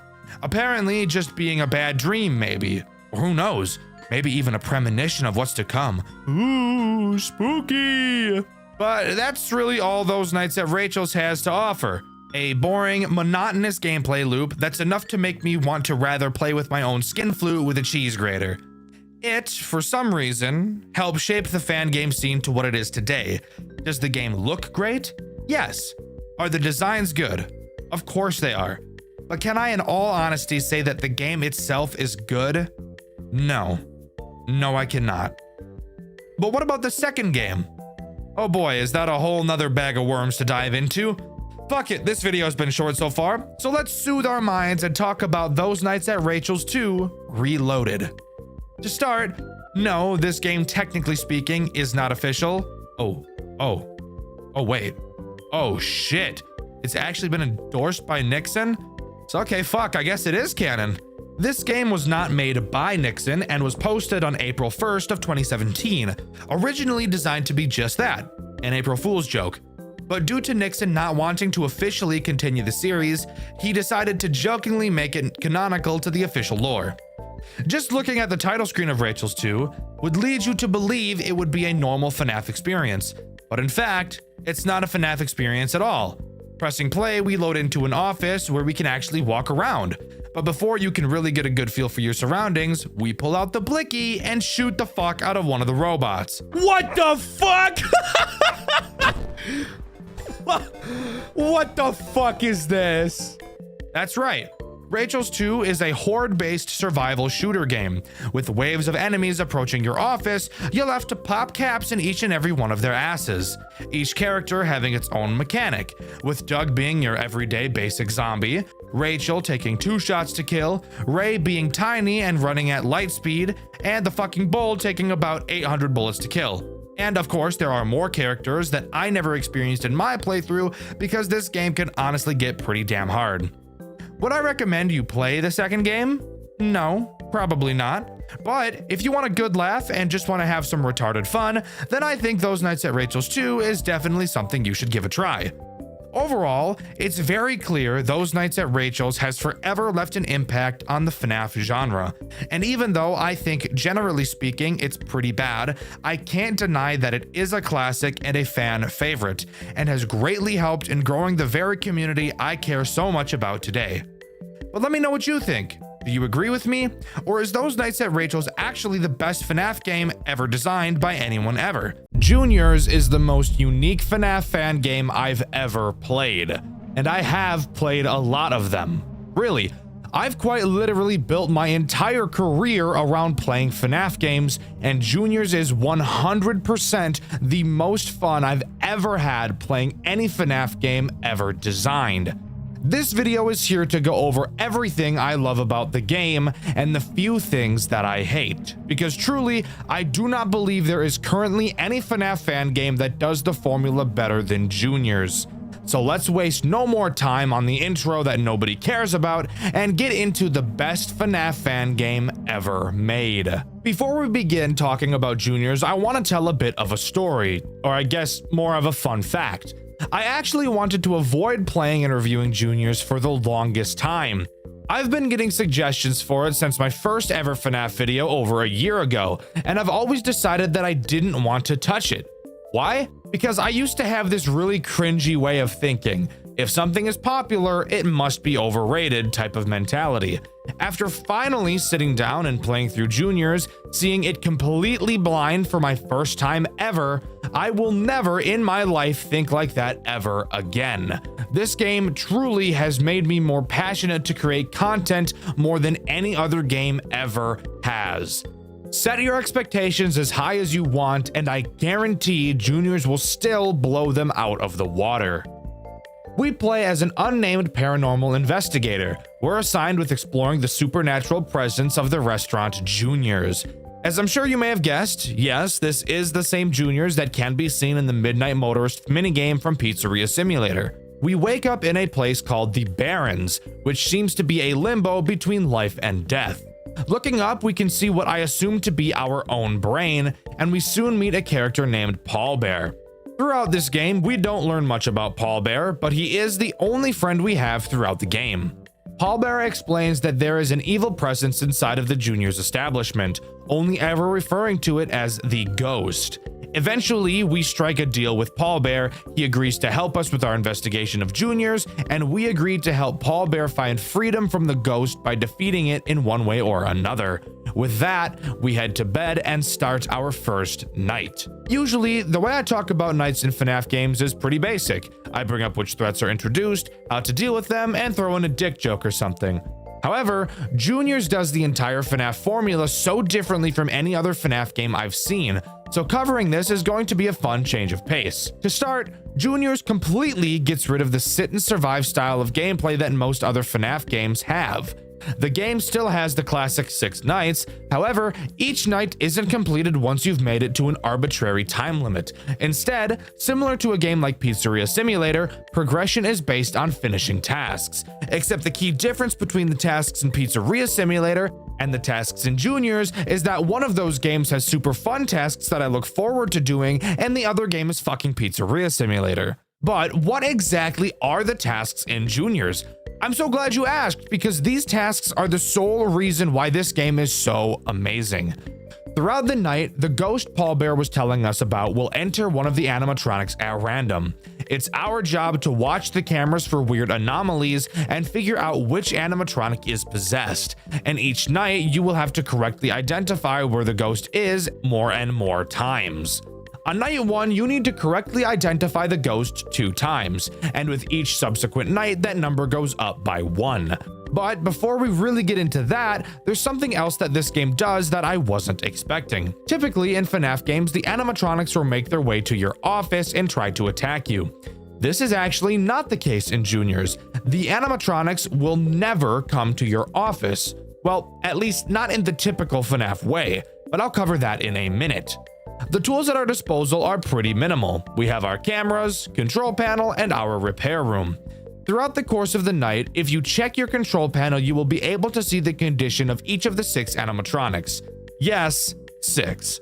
You've got the main 4, with the addition of the marionette and balloon bitch, or as this game calls him, balloon baby. As the night progresses, the condition of each of these characters will decrease. If they ever go completely empty, they'll use your ass as sustenance and gobble it up.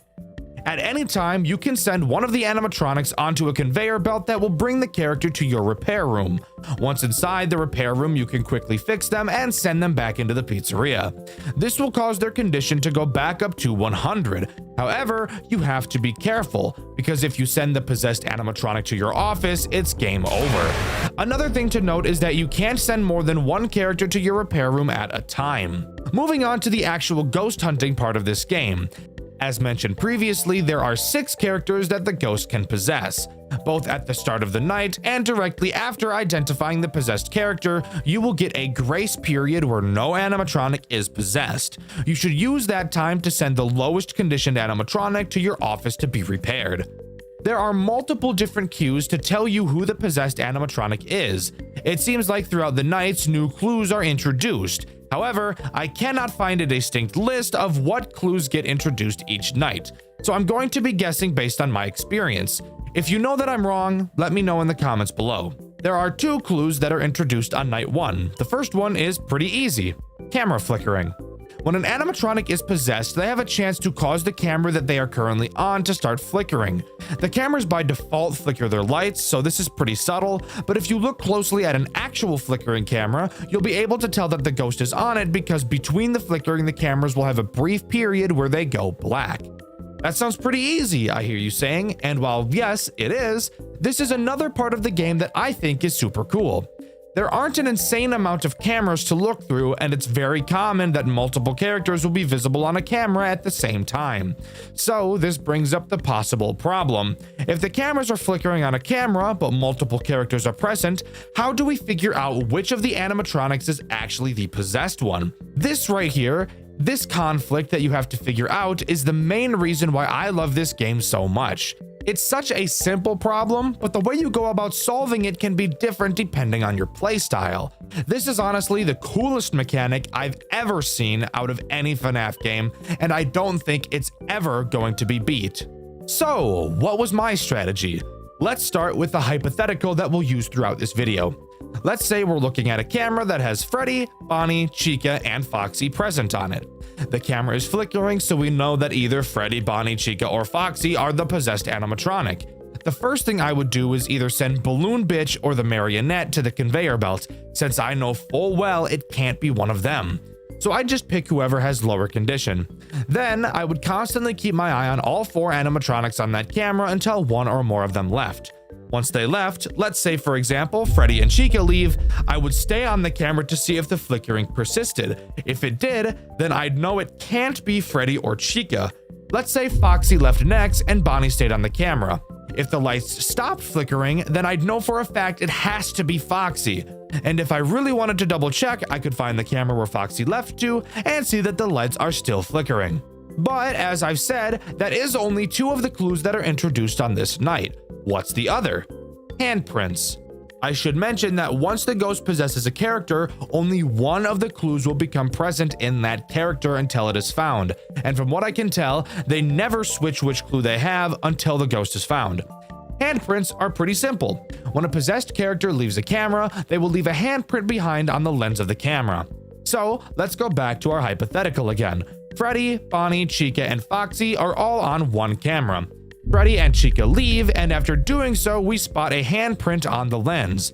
That means we now know that the ghost has to be in either Freddy or Chica. So we can send either Foxy, Bonnie, the marionette, or Balloon Bitch to the conveyor belt, and all that's left is to watch Freddy or Chica. Whoever we choose, we wait for them to leave a camera. If Chica leaves and a handprint isn't seen, that means the possessed character has to be Freddy. And with that, night 1 is in the bag. After the night, we head back to the Barrens and talk to Paul Bear again. He explains that he himself chooses to stay in the Barrens because the ghost won't go there. Pussy-ass ghost Paul Bear is afraid of another ghost. Don't question it. It's kind of like those people who are afraid of other people. What do we call those things? Oh, yeah, moderators. Anyways, night 2 time. Night 2 doesn't appear to add any new clues. However, I will take this time to talk about how Paul Bear can aid in our investigations throughout the night. If at any point you're confused on who the ghost may be hiding in, once per night you can go to the control panel and actually ask Paul Bear who he thinks it is. He'll be able to narrow it down to 2 characters. Do you need this to beat the nights? No. But I do think it's kind of neat that it's available if you're struggling. I only ever used it once throughout my playthrough on accident because I didn't know that clicking on this would actually cause him to give me a hint. Also, if you want to watch my full playthrough, you can do so on my second channel, Dexter Black. It's also on this night where I want to bring up the Marionette and Balloon Bitch. Since you can never actually see either of them on the cameras, you may be wondering how you're supposed to be able to tell if they are possessed. I'll talk about the Marionette later, so for now I'll talk about Balloon Bitch. His mechanic is actually incredibly simple, and I honestly think it's one of the weakest mechanics in the entire game. All you have to do to check if Balloon Bitch is possessed is look at your control panel. If his condition number is freaking the fuck out, he's possessed. If it's not, he's not. That's it. Again, I don't really think that this has a good reason for existing. Maybe the dev just wanted a 6th character so that there would be 3 on each side on the control panel, but I feel like it would have been much more interesting if you just allowed Balloon Bitch to be seen on the camera like the main 4. He could have been made to be a more challenging character. Since he's smaller than everyone else, having him hide in the cameras and be immune to the motion sensor could have been a super interesting challenge. But let me know what you guys think about Balloon Bitch in the comments. After completing night 2, we find a VHS tape. Watching it shows a claymation of Freddy carrying an animatronic limb up to a door.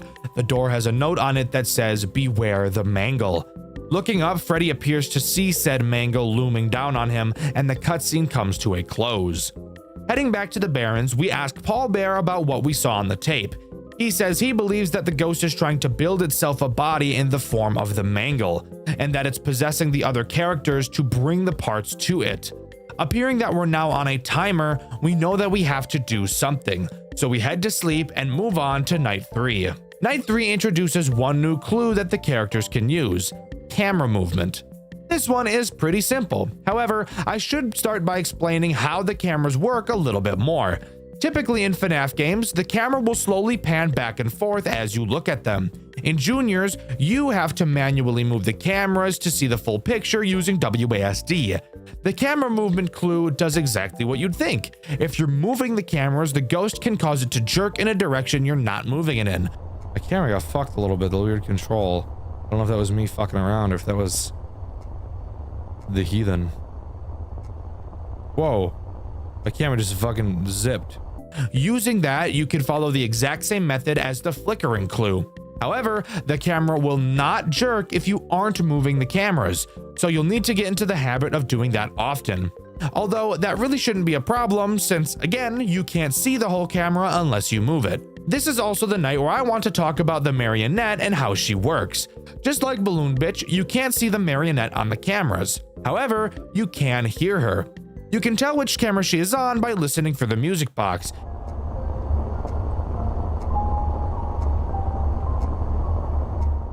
If you hear it, then you know that the Marionette is on whichever camera you're looking at. Fundamentally, is this different from the 4 main characters? No. However, I do think it's a super fun addition to the formula, where if we were using our hypothetical again from earlier, let's imagine all 4 of the main characters are on a camera and the camera is jerking in a random direction when we move it. Then all 4 characters leave at the same time, but the camera is still somehow jerking. Then you notice that you've been hearing the music box the whole time and just weren't paying attention. Now you know that it has to be the Marionette. It's not that it's hard to figure out, but it may be something that slips your mind as you're so focused on trying to find the ghost. I love the Marionette in this game, and if you couldn't guess from my constant glaze, it's the best Marionette I've ever seen out of any FNAF game. After completing night 3, we find another tape. On it, we watch the ghost leave Freddy and move to Bonnie. Then see Bonnie carry another piece of the mangle to the secret door. This is another thing I really like about this game. Even though you can't feel it, you know both you and Paul Bear are in a race against the clock, as with every passing night, the mangle gets closer and closer to being completed, and you know that once it's finished, your chances of winning become slim to none. Heading back to the Barrens, Paul Bear isn't present. Climbing up a ladder, we find him in a tree looking out at the brain. We tell him that our investigation ends soon.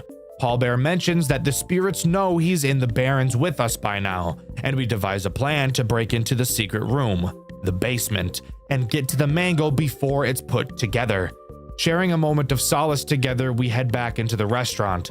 Somehow, this game is actually making me care about a character, which is insane to say given the fact I'm talking about a FNAF game right now. But regardless, it's on to Night 4.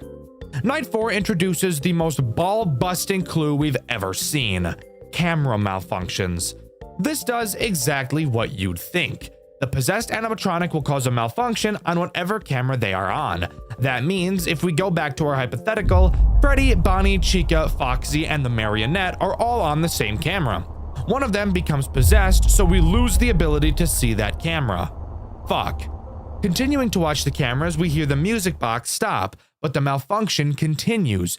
We now know that it can't be the marionette. All of a sudden, the camera pops back on, and all we can see is Bonnie. Well, now we know that it can't be Bonnie. Now we look around the cameras until we find the malfunctioning one again. As we look, we spot Foxy on a camera. We now know that the ghost is either Freddy or Chica. Oh fuck. You quickly check the control panel and see that Freddy and Chica are both at 15 stability. What are we to do? We don't have enough time to keep watching. So it is now our time to make a decision you will probably have to make at least once in your playthrough. Praying to the RNG gods that the ghost isn't in Freddy as you send him down the conveyor belt. Freddy finally arrives and you don't die, so you now know it has to be Chica. Realistically, this exact situation doesn't happen all too often, but I do think this malfunction clue is by far the most stressful out of all of them. I think it adds a new type of tension that the game needed. I love this clue. I think it adds a whole new interesting way of analyzing the threat. It's fantastic. After completing the night, we find another VHS. In it, we see the ghost possess Chica while she's sleeping, and she takes another piece to the basement. Heading back to the Barrens, we keep it short and sweet with Paul Bear. He says he knows of a way to the basement, and we tell him that after we wrap up our investigation tonight, we'll meet back up with him and head there to put an end to this. Heading to bed, it's on to Night 5.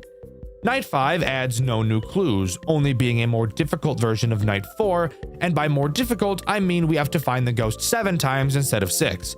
I'm really out of things to talk about when it comes to the night sections, as I've talked about everything that's relevant throughout them. All we have left to talk about now is in the basement. After completing Night 5, we get one last tape revealing all of the characters awakening the mangle, a foreshadow of what's to come. Heading back to the Barrens, Paul Bear explains the plan. We'll go along with whatever the mangle has planned and lure her into the Barrens and trap her forever. We say our final goodbyes to Paul Bear and enter the basement, not knowing what's ahead of us. Upon entering the basement, we're greeted to a new office. The basement serves as Night 6, the boss fight night. I'm just gonna put this out here right now. I am not a fan of Night 6, gameplay-wise at least. I think it looks great, and I think it serves excellent story purposes, but I think it's a massive step back from the core loop of the game. The basement is set up exactly how the office from FNAF 2 is. 2 open vents to your left and right, and a large hallway in front of you. You have access to a flashlight, cameras, and a Bonnie mask. Yes, it's literally just FNAF 2, even equipped with a music box to constantly wind throughout. Maybe this is the reason I don't like this night. Just kidding, it's not a maybe. Of course this is the reason I don't like it. I'm not a huge FNAF 2 fan personally, so seeing it in a FNAF game that I really like puts a bad taste in my mouth. However, I'm not going to let that discourage me. How does this night play, and are there any redeeming qualities? Throughout the night, all you have to do is wind the music box and put on your mask whenever the animatronic enters your office. If you ever see Foxy in the hallway, flash your light at him. Guys, it's literally just FNAF 2. I really don't have to explain this to you. The characters even look different on this night, and in the extras menu, this version of them is called Withered. It's FNAF 2. That's it. That is until the halfway mark. What the fuck? We were the mangle. What the fuck? Conveyor belt. Yo! Yo, what the fuck? Yo, the time's all fucked. What the fuck is that thing? Oh, nah. Halfway through the night, your control panel will be forced up. You'll be able to see the conveyor belt and watch as each character makes its way through. Several sticky notes ridiculing you. Every single animatronic sacrifices its body to the mangle, and it's finally time for the final fight. The mangle enters the building, and now is the perfect time to talk about how fucking disgusting these character models look, especially Mangle. The level of detail in these characters is insane. Seeing Mangle on the cameras is probably the most uncomfortable thing about this entire game. She's so gross and it's super cool. But I do have to ask the question, why the fuck do they look like this? Is our main character going insane and imagining that they look like monsters more than they do? Or did the manufacturers of these robots actually design the most fucked up, creepy robots of all time? Anyways, once the Mangle spawns, the way this night is played changes. Now, for some unknown reason, Mangle has an owl attached to her. Does that make sense? I'm sure there's a reason for it, but I can't for the fuck of me figure out what that might be. Occasionally, this owl head will appear in either of your two vents. When it does, all you have to do is put the mask on until it leaves. Mangle herself has a chance to appear in the hallway. As far as I can tell, she has no sound cues, so you have to constantly check for her yourself. When she's there, hold the flashlight on her until she leaves. Finally, we have the most soul-sucking, nutsack-tearing, butthole-puckering mechanic in the entire goddamn game. The Ghost. The Ghost can appear on any camera. You'll be able to tell because you can see her hand. When you see the Ghost, all you have to do is hold the light on the camera until it disappears. You might be asking yourself, why the fuck is that a problem? That sounds even easier than the owl. Hell, I almost guarantee you will never be able to see the cameras in your entire fucking life. Why? Well, as I'm sure you're aware if you've ever played a FNAF game before, when a character moves from one camera to another, it's very common for the camera to go black for a moment. This is done so that you don't see the characters teleporting out of sight. However, the Mangle moves so goddamn cocksucking fast through the cameras that they will be black for about, I don't know, 90% of the fucking night. Meaning that, very rarely will you be able to check if the Ghost is on a camera. Could we stop? Could we stop? Literally, what the fuck am I supposed to do? She's moving around the camera so fast, I can't even fucking look to hold the light on her. I feel like this is unintentionally difficult, but it's actually so bullshit, it's not even close to fun. This is the main reason why I dislike Night 6 as much as I do. Dying because I couldn't find the Ghost because I can't see the fucking cameras for more than 0.3 seconds every 14 decades is not fun.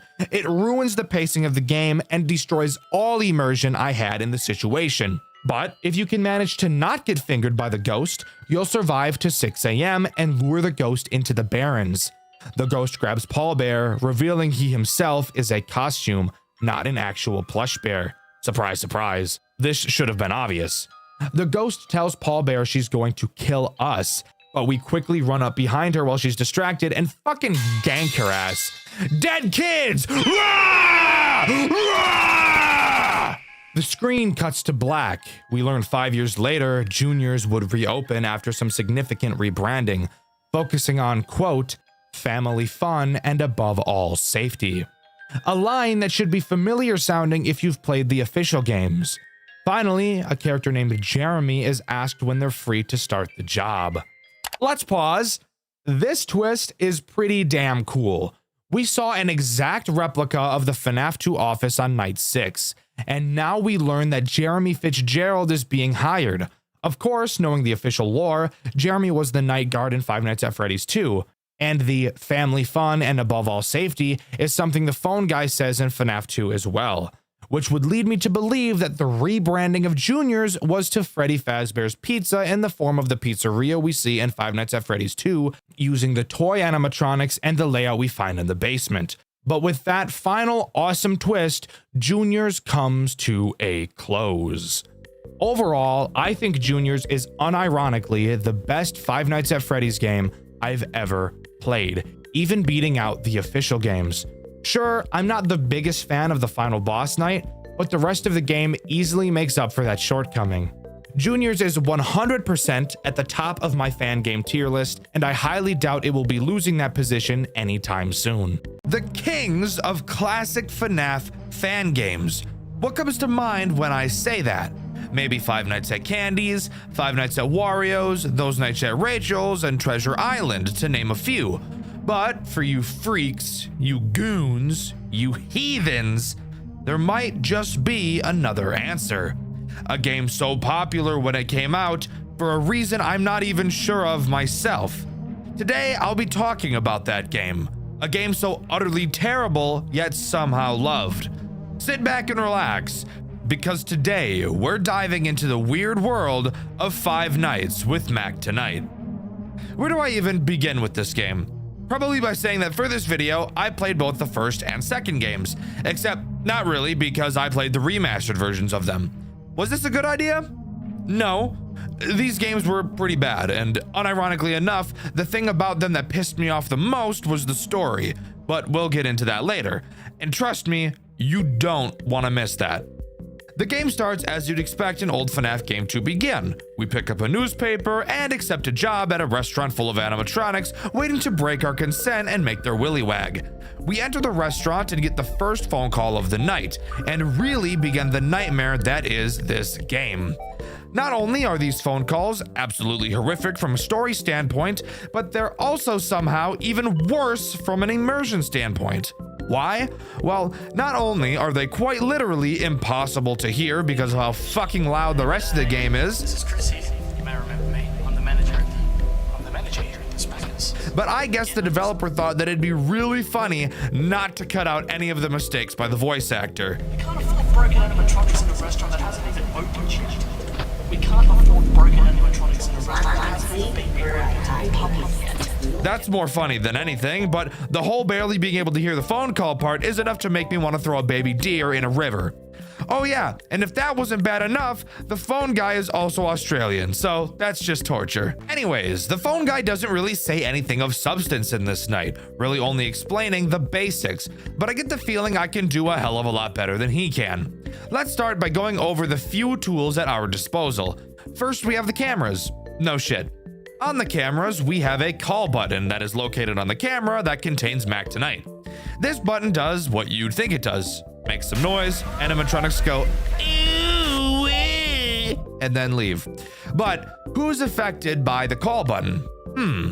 Let's think long and hard about that one, guys. I don't know. Maybe the fucker who's on the same camera? Jesus Christ, why am I having to explain this basic concept to you? You're like a toddler, a little stupid drooling baby, a little insignificant worm, rodent, vermin, bug. Sorry. No, I'm not. That's a lie. Anyways, the only threat on this night is Mac himself, and he's pretty damn basic. All he does is meander through your cameras, like holy shit, he's so slow. Eventually, he'll wander into your office, which, pause for a minute. This is not an office. I think we're just stationed in the kitchen? Maybe? I quite literally have no idea where we are right now, because this, to the left, is the drive-through window. So we have to be in the kitchen, right? Because if so, that's stupid. But whatever. When Mac gets to your office, all you have to do is use the call button to cause him to go back to his stage. Very basic. What's the downside? I'm glad you asked, because of course there's a downside. If you use the call button too many times, an error will begin. To fix it, all you have to do is go to your control panel and reboot it. God, don't you guys miss playing Five Nights at Freddy's 3? What's that? You don't? That's unsurprising because FNAF 3 makes me want to stick my penis in a blender. But believe it or not, that's not the only attack Mac is capable of. The other attack consists of being a fat ass and going through the drive-thru several times each night. As I'm sure you could have guessed, Mac has the chance to instead wander to the drive-thru window, and when he does, all you have to do is open the control panel and literally just tell him to fuck off, and he listens. Surprising, I know, but you know what? I'm not gonna complain, because he listened, and I appreciate that. But after each night, we get to talk about the post-night cutscenes, which aren't really cutscenes because it's just a black screen with people talking. In this game, I have no idea who we play as, but who is important is the Australian man, so get used to hearing his voice a lot. The Australian man's name is Chris. He's the manager of the McDonald's we work at, And in this cutscene, he walks into the office of...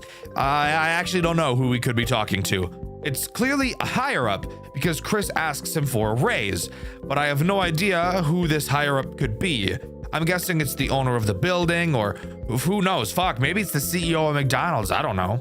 Anyways, Chris walks into his boss's office and asks about a raise. Why do you ask? Well, this is where we get to talk about the most hilarious sequence of words I've ever heard. Chris says his daughter is sick, with either an infection or a disease. He doesn't know what it is, but in his expert McDonald's manager opinion, it looks fatal. Well, so far my daughter and I are dealing with very little money, mainly affected by taxes and whatnot. She's currently going through some infection or disease. I don't know what it is, but it seems fatal.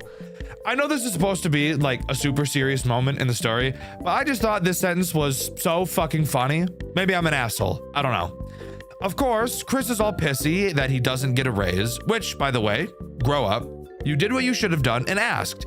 You didn't end up getting it. That sucks. But you wanna know what you don't do? Throw a fucking temper tantrum and yell at your boss.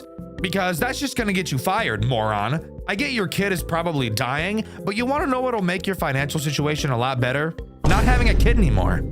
The boss explains that the reason Chris can't get a raise is because the company recently spent a lot of money on the new animatronics for the restaurant. They saw how well the Mac Tonight commercials performed on TV, so they thought it'd be a good idea to capitalize and buy the animatronics so that the company would make more money. That makes sense. However, because of this, the restaurant would be closed for a week while they did renovations on the building in preparation. This, overall, is a very valid explanation as to why Chris will not be getting a raise as of now.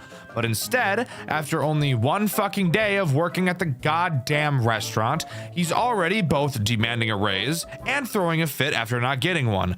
Actual child behavior right here. Moving on to night 2, we get another call from our boy Chris. He's all mopey because his stupid kid is gonna die, blah, blah, blah. Who the fuck cares, am I right? He mentions something about the Hamburglar being found in the vents of the building, which, by the way, I would find hilarious if the Hamburglar wasn't also the most infuriating character in this entire game. Speaking of the Hamburglar, let's talk about what this dickhead does. The Hamburglar, as I'm sure you could have guessed, burgles hamburgers. The Hamburglar, the Hamburglar, as I'm sure you could have guessed, burgles hamburger. The Hamburglar, as I'm sure you could have guessed, burgles hamburgers, and based off of where they found him, is a vent animatronic. Actually, the vent animatronic, as no other characters actually use it directly. We'll talk about that later. The Hamburglar will try to find your vent and crawl inside of it, something I think is very interesting considering this fat motherfucker steals cheeseburgers for a living, something I'm sure his mother is very proud of. Now, here's where I get to talk about how much I hate this piece of shit. He has a few phases before he's fully in your vent. What you're supposed to do is, in the final phase before he enters, blow super hot air using a button in your cameras to scare him away. That in and of itself is super easy. The problem comes from not knowing where he is, which again is super surprising given his profession of choice. Now, in most FNAF games, when you look at the cameras, they slowly pan side to side. They do the same in Mac Tonight's as well. However, in most FNAF games, you can always see the character when they're on the camera, no matter what the position of the camera is. Can you tell where I'm going with this? If not, let me make it very clear for you. When the camera is panned all the way to the right on this vent camera, you literally cannot see the Hamburglar. Why is this a problem? Because the cameras move so goddamn slow that you often won't be able to tell when he's moving because the camera is constantly glued to the right side of the screen. Bro, I wish this camera wouldn't turn 400 billion feet away from that fucking thing. Bro, could you turn the fucking camera towards him so I can see his ass? Luckily for me, I eventually heard a sound cue he makes to make noticing his movements a lot easier. But holy shit, future FNAF game devs, please, for the love of God, don't make this mistake, because this made me want to find a silverback gorilla and have him start digging in me. But regardless, if you can learn the sound cue, the ham bitch boy really shouldn't be too much of an issue, and we can move on to the post-night 2 bullshit cutscene. This cutscene starts with Chris getting on the phone with who I'm assuming to be someone at the hospital that's seeing his daughter, which, by the way, doesn't make sense. In the previous cutscene, Chris told his boss he doesn't have money to even get his kid seen by the doctor, which, by the way, I know in the US you can't legally be denied medical care, but fuck you, it's not disclosed where this game takes place, so eat my balls. Regardless, it is confirmed she has a disease. Still insane that the disease doesn't have a name either, because they've also confirmed that there's nothing they can do and she is in fact going to die. I find it weird that they can both determine that it is fatal when they haven't confirmed what disease it is. Or who knows, maybe Chris is just retarded and can't pronounce words with more than 6 letters in them, as emphasized by him once again getting upset and calling his boss stupid for ordering the new animatronics for his, and I quote, greed of money. That bastard. Ordering them pieces of junk just for his greed of money? Moving on to night 3, we're told nothing important by Chris and are introduced to 2 new characters, Grimace and Ronald McDickhead. Let's talk about Grimace first, because Grimace would never hurt a fly. On purpose. Grimace works kind of like a foxy, having multiple stages before attacking you, except I actually just lied because he only has 1 phase before attacking you. When you see him move from his original position, all you need to do is press a button on your camera to make him go back. Are you starting to notice a pattern for this game's mechanics? That's fine. Maybe the main fucking mascot for McDonald's will be better. What does Ronald do? Well, he'll walk around the building, aimlessly probably, attempting to find your office. When he gets there, he'll make a sound cue and stand here. I can see this getting really... Who the fuck is that? What is Ronald McDonald? Oh my fucking ears! Oh my fucking ears! For fuck's sake! What the fuck was that? I think this is like a window to the dining area. Maybe. Again, I have no idea where we are in the building. When he is there... You wanna take a little guess what you have to do to stop him from turning into the gobble monster, lathering your nuts in honey and having a feast? Yeah, that's exactly right.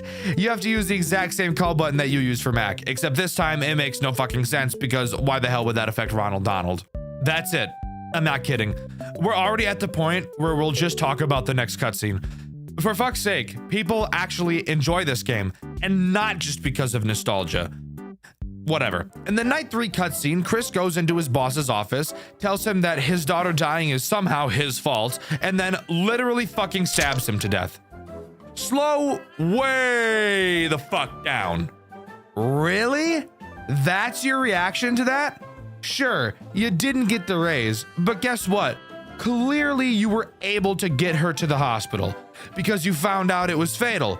But guess what, dumbass? No amount of money would have made it not fatal. And if it could have made it not fatal, then that just means you waited too long to get to the hospital to get it checked. Now, you might be thinking, oh, he didn't want to go to the hospital because he didn't have the money for it. Usually that would make sense, but I'm gonna say fuck you to that thought process in this situation, because if this guy is willing to kill somebody because his daughter is dying, I don't think anything would have stopped him from going into the hospital to attempt to figure out what's going on with her in a timely manner. This story is such a headache. This story is frustrating, and this story makes my dick hurt. If the plot of this game is trying to make me not like Chris, then I take back my criticism, as it's doing a great job at that. But if it's instead trying to make me side with Chris and understand his way of thinking and say, you know what? Sure, killing someone is bad, but at least you could argue he had a good reason to. Then this game is doing an absolutely horrendous job at doing so. Night 4 time. What does Night 4 introduce? Well, first, I want to take a brief moment to talk about the phone call and about how little sense this story makes. So, the phone guy is very clearly Chris. You can tell by the ear-grating Australian accent. So, I can't figure out the order of events that take place in this game. As we're playing through the nights, it's clear that the animatronics that were being brought have already arrived. The same animatronics that caused Chris's boss to not give him a raise. Cool. We're told in this phone call that the restaurant still has yet to open, which by the way raises a whole different ordeal of questions, like why the fuck are we even here? But whatever, let's forget about that for a moment. Throughout this phone call, it's very clear that Chris is bothered by the fact that the animatronics are moving from their positions at night, and he yells at us to move them back before we leave work. He says that we can't afford to have these animatronics break before the building is open to the public. So pause. Why the fuck does Chris care? Maybe I'm not even asking this question in the right way. So here, let's just pause and let's go over everything we know real quick and pretend that it all makes sense. Chris asks for a raise, gets denied. His daughter is told she's going to die and there's nothing they can do about it. Chris then kills his boss. This is what we know so far from the post-night cutscenes. We also know that Chris thinks the robots are stupid and have a part to play in his kid dying. So then tell me, why the fuck does he care so much about the state of these animatronics when in his mind they have a large part in why his daughter is either dead or dying? This is the big problem for me with this series. When I stop to think about why what's happening is happening, it just doesn't make any goddamn sense. And get this, when we start talking about the second game, it's going to make even less sense. No, I'm not joking. We'll talk about the second game in a bit, but this fact is just making me think that the dev wrote the story as he went. But okay, let's stop talking about the phone call now and move on to the threats this night introduces. Birdie and Mayor McCheese. Let's start with Mayor McCheese because it's literally just Mac tonight with a Fortnite skin on. Literally, he does the same thing. Can enter your office and show up at your drive-thru, is both dealt with in the same ways. Worthless character. With that out of the way, we can talk about the much more interesting character, which for a female bird character in a FNAF game, I surprisingly have no sexual tendencies towards it, because this bird is butt ugly. Birdie is the only other character that interacts with your vent, except unlike Big Boy, she doesn't actually enter it, probably because she's the size of Jupiter. All she likes to do is break your shit, so she must have gotten divorced, am I right, fellas? Anyways, her goal is to break your vent heater. A sound cue will play when she does so, and when she does, all you have to do is use your maintenance panel to fix it. And hey, while we're here talking about the maintenance panel, let's talk about how jank it is, and how it adds literally no challenge to this game whatsoever. The maintenance panel in Five Nights at Freddy's 3 adds a challenge because when something is being repaired, you can't use it, leading to a lot of bullshit timings that artificially make the game more difficult than it technically is. Mac Tonight's aimed to do the same thing, except they forgot the part where fixing something makes it temporarily unusable. While yes, the fixing beeps take a long time to finish, the moment you click the repair button, the problem is solved. So you can go to fix the heater, press the button, and immediately after use the heater to blow away the hungry bitch boy. Isn't that just awesome? The answer is yes, because without this gameplay flaw, this game would probably be impossible. Moving on to the Night 4 post-night cutscene, we hear Chris driving in his car. And it's during this scene my mind was fucking blown, because this story somehow begins to make even less sense. It's here where we learn that up until now, Chris hasn't even been a manager. He was just an employee, and the guy he killed was the manager. Before I continue talking about this, we need to pause and immediately go over another massive flaw in this game's story logic. So, in case you didn't know, managers aren't the ones who give you a fucking raise, you moron! There is quite literally nothing he could have done for you. It's not his decision to make. The way raises typically work is the manager will recommend an employee for a raise. It's then either up to HR, a committee, the owner, or even higher management to decide whether or not to give the raise. This fucking retard killed a guy for no fucking reason whatsoever. And the craziest part, now he's taking his place. And that's why we hear him on the phone calls. He's the fucking manager now. Want to hear some even more mindfuck? He states on the phone call that he's going over to the facility where the animatronics are being stored to go destroy them.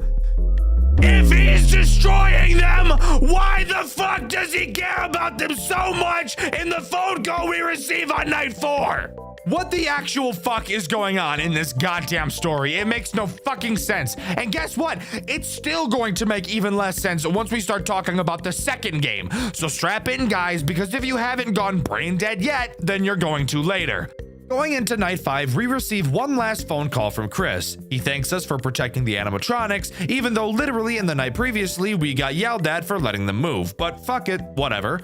At the end of this phone call, something enters the office and ganks his ass. You should wait. What are you doing? Oh shit. Get away from me, you piece of... Oh shit. Not totally sure what it is, we're left to finish off the night, which, as I'm sure you could have guessed, adds nothing new, so we can move right on to the post-night cutscene. So, I need you guys to take a deep breath before we dive into this cutscene, because you're going to need to use your head a lot, and honestly, it may implode from stupidity.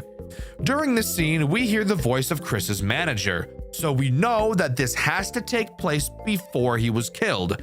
He mentions that the animatronics have been very damaged in the facility they were being held in.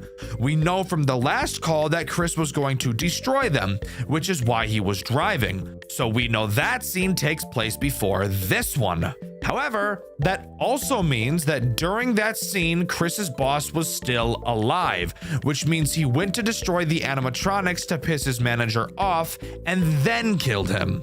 Now, slow down. That doesn't make any sense.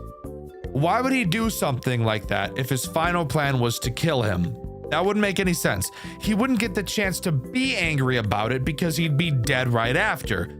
I should also mention that his manager mentions needing to check the cameras to see what damaged them. And from a very, very important detail we will learn in the second game, it makes the scene where his boss is killed even more confusing.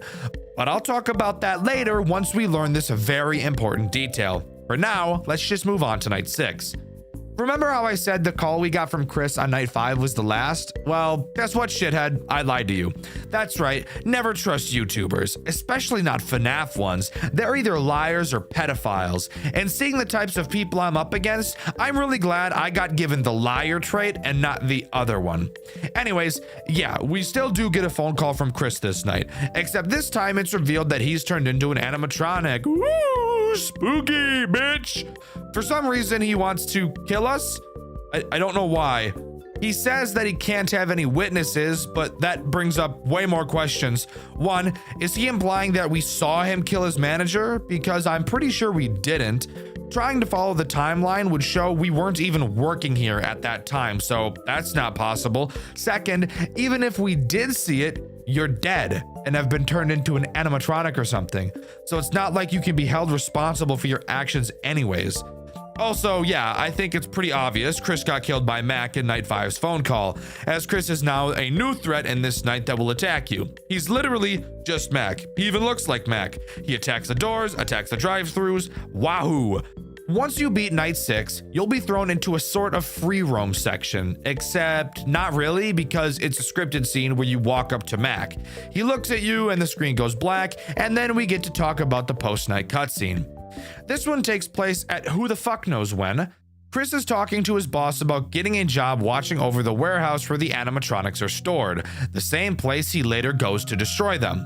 Okay, so we know this takes place before that, but can we pinpoint exactly when this takes place? The answer to that question is yes, and to answer it, we have to take a look at the second game. But before we hop over to that game, I have one more question to ask. What the fuck was the point of the character we played as during the night segments? We quite literally served no purpose. Apparently we were witnesses, but we never actually witnessed anything. At first I thought, maybe Chris is destroying the animatronics and then pretending in the phone calls to us it's something else doing it. But that wouldn't make sense because one, we're not in the facility where they're stored, we're in the McDonald's, and two, Chris killed his manager after he destroyed the robots. And we know that during the night sections his manager is already dead because Chris is the manager at that point. So what the fuck did we even do except just work at fucking McDonald's? I guess we got looked at by Mac at the end, but it seems like we were just utterly useless. Also, we were wearing a yellow glove, which would lead me to believe it was actually in the POV of fucking Ronald. I don't know what the hell's happening right now. But whatever, let's forget about this mess and just hope that Mac Tonight's 2 is better than this one. Spoiler alert, it's a lot worse. Get a refill on snacks and drinks. Let's dive deeper down the shithole. When it comes to Five Nights at Mac Tonight's 2, not only is it worse gameplay-wise, it's also worse story-wise, somehow. Let's start by getting one huge detail I noticed out of the way. On the title screen, you can see a list of credits, and if you look close enough, you can see that one of the people who helped work on this game was, Ivan G, aka the creator of my least favorite FNAF fan game series of all time, Jolly. If you'd like to hear me rant all about that game, you can do so after you finish this video, as I have an entire hour-long review of that game up on this channel. Also, I haven't done this at all in this video, so go subscribe to Dexter Black, Dexter Blue, Dexter Gray, join the Discord server, and go check out the merch store as well. All links in the description. In Mac Tonight's 2, we play as Chris, which would reveal that this game takes place both before the events of the first game and before Chris killed his manager. Loading into the first night, the phone call doesn't tell us a whole lot, basically what we already know. Chris took up the job to watch the warehouse where the animatronics are stored, but of course, we know he's just there to destroy them. Let's talk about our tools. This time around, we have two sets of cameras, one normal set and another set specifically for the vents. The only threat active on night 1 is Mac, who will walk through your cameras to try to get to your office. This time around, there are 2 entrances, that being 2 doors. Why? Because fuck you! What I really want to focus on was the biggest dick move I've ever seen a game pull before. Let's take a moment to tunnel vision on the only 2 cameras that matter in this game, Camera 2 and Camera 4. Both cameras are the cameras right next to your office doors, and through each you can remotely turn on a safety lock to keep the robots out. Each door has its own power supply. The problem? These power supplies drain fast as fuck. So much so that I was noticing on earlier nights that when Mac would appear on camera 4, that by the time he'd leave, I'd be left with a big chunk of power missing, which led me to believe that the remainder of the nights would be very difficult because no shit, he would be attacking more frequently. Something even cooler? Where does Mac go after camera 4? Camera 2. What's in camera 2? Another fucking entrance to the office. Holy shit, we have to waste even more power. Now pause. If you're familiar with this game, I can already tell you're going to the comments to explain to me how badly I'm not understanding how this mechanic works. And shut up. I know that's not exactly how it works. I like to explain based on my experience, and this is how it went. Turns out, this camera state is not Mac about to open the camera 4 door. He actually has 2 different phases on this camera, attack and no attack. When he's standing like this, away from the door, then you know he's just traveling to camera 2 to attack. He will look like this when it's actually him attacking camera 4's door. So what's the problem? Well, I literally never saw Mac go into his attack camera 4 state until night 3. Excuse me? I don't think that it's my fault for not noticing earlier when my RNG with movements is that dog shit. Holy fuck. But whatever. After learning that, I had no problems with Mac, and we're free to move on to the post-night 1 cutscene. Psych! Guess what? There aren't any. We're just jumping right into night 2. Night 2 drops a fucking bombshell on me and blows up all hope of understanding the lore of this game. It's revealed on this night that the phone guy isn't Chris's boss, as he mentions that the manager at a McDonald's had his throat slit, now establishing that Chris had already killed him. This doesn't make any sense, and it pisses me off. And you'll understand why later when we talk about that very important detail I mentioned earlier, so just bear with me a bit longer. For now, let's go over this night's threats. This night introduces this game's Toy Freddy equivalent, the Hamburglar. And no, not because of his game mechanics, but because he's a fat ass. He is the character to introduce the vent mechanics, exactly how he does in the first game, except this time it's somehow even more worthless. Once he enters your vents, he will appear in any of the 4. When he does, all you have to do is seal the vent he is in until he leaves. Each vent has its own power supply, and these 2 drain very fast. But that doesn't matter because even during this game's most difficult canon night, you will hardly ever be attacked. The phone guy mentions that only 1 vent can be sealed at a time, but fun fact, that's actually just not fucking true at all because you can seal all of them at the same time if you really wanted to, so that's cool. Night 3 introduces 1 new threat, but before we can talk about that, we need to talk about the headache that is this night's phone call. During this call, the phone guy tells us that Mac's box was moved and looks like it had been opened. Of course, that makes sense because we watched him walk around the building. All good. Whatever. However, he also mentions the progress the police have made on the murder of Chris's manager. They found out he was a former employee and that he was spotted running out of the building wearing a mask and a McDonald's uniform. Pause, please. My brain can only take so much stupidity at a time. So, what this tells us is that at the time Chris killed his manager, he wasn't working at the McDonald's because they referred to him as a former employee. That doesn't make sense because during the night 3 cutscene in the first game, when Chris enters his manager's office to kill him, his manager mentions that there's nothing he can do to help. So we know he was working there. Maybe that was a mistake and he wasn't working there, or maybe this is a mistake and they shouldn't have said former employee. But let's just say this game is correct and he was a former employee. Why the fuck was he wearing a McDonald's uniform if he didn't even work there? This story doesn't make any fucking sense and nothing lines up. No, this is not a case of the game being mysterious and, ooh, it's our job as theorist hunters to piece it together. Fuck you. This is just bad writing, like really fucking bad writing. We still haven't even gotten the real bombshell yet, the very important detail I've been talking about throughout this video. But before we can get to it, we have to talk about tonight's threat, Birdie. Birdie did something unique in the last game. What about this one? Nope, she's just a hamburglar. Enters vents, seal them, that's it. Moving on. Night 4 somehow manages to make even less sense than ever before.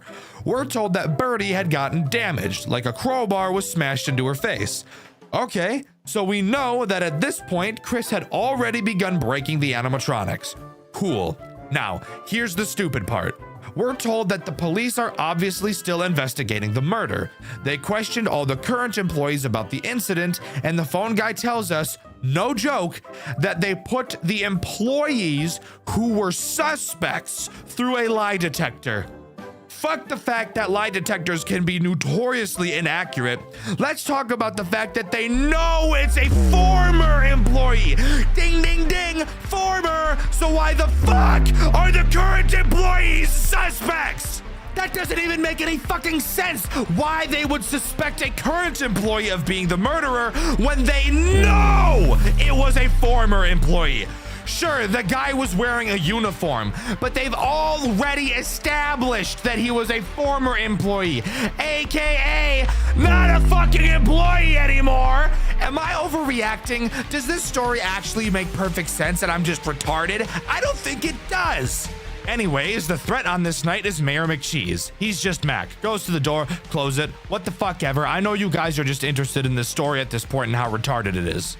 Night 5 phone call. Let's go over it. Mayor McCheese was damaged, obviously our doing.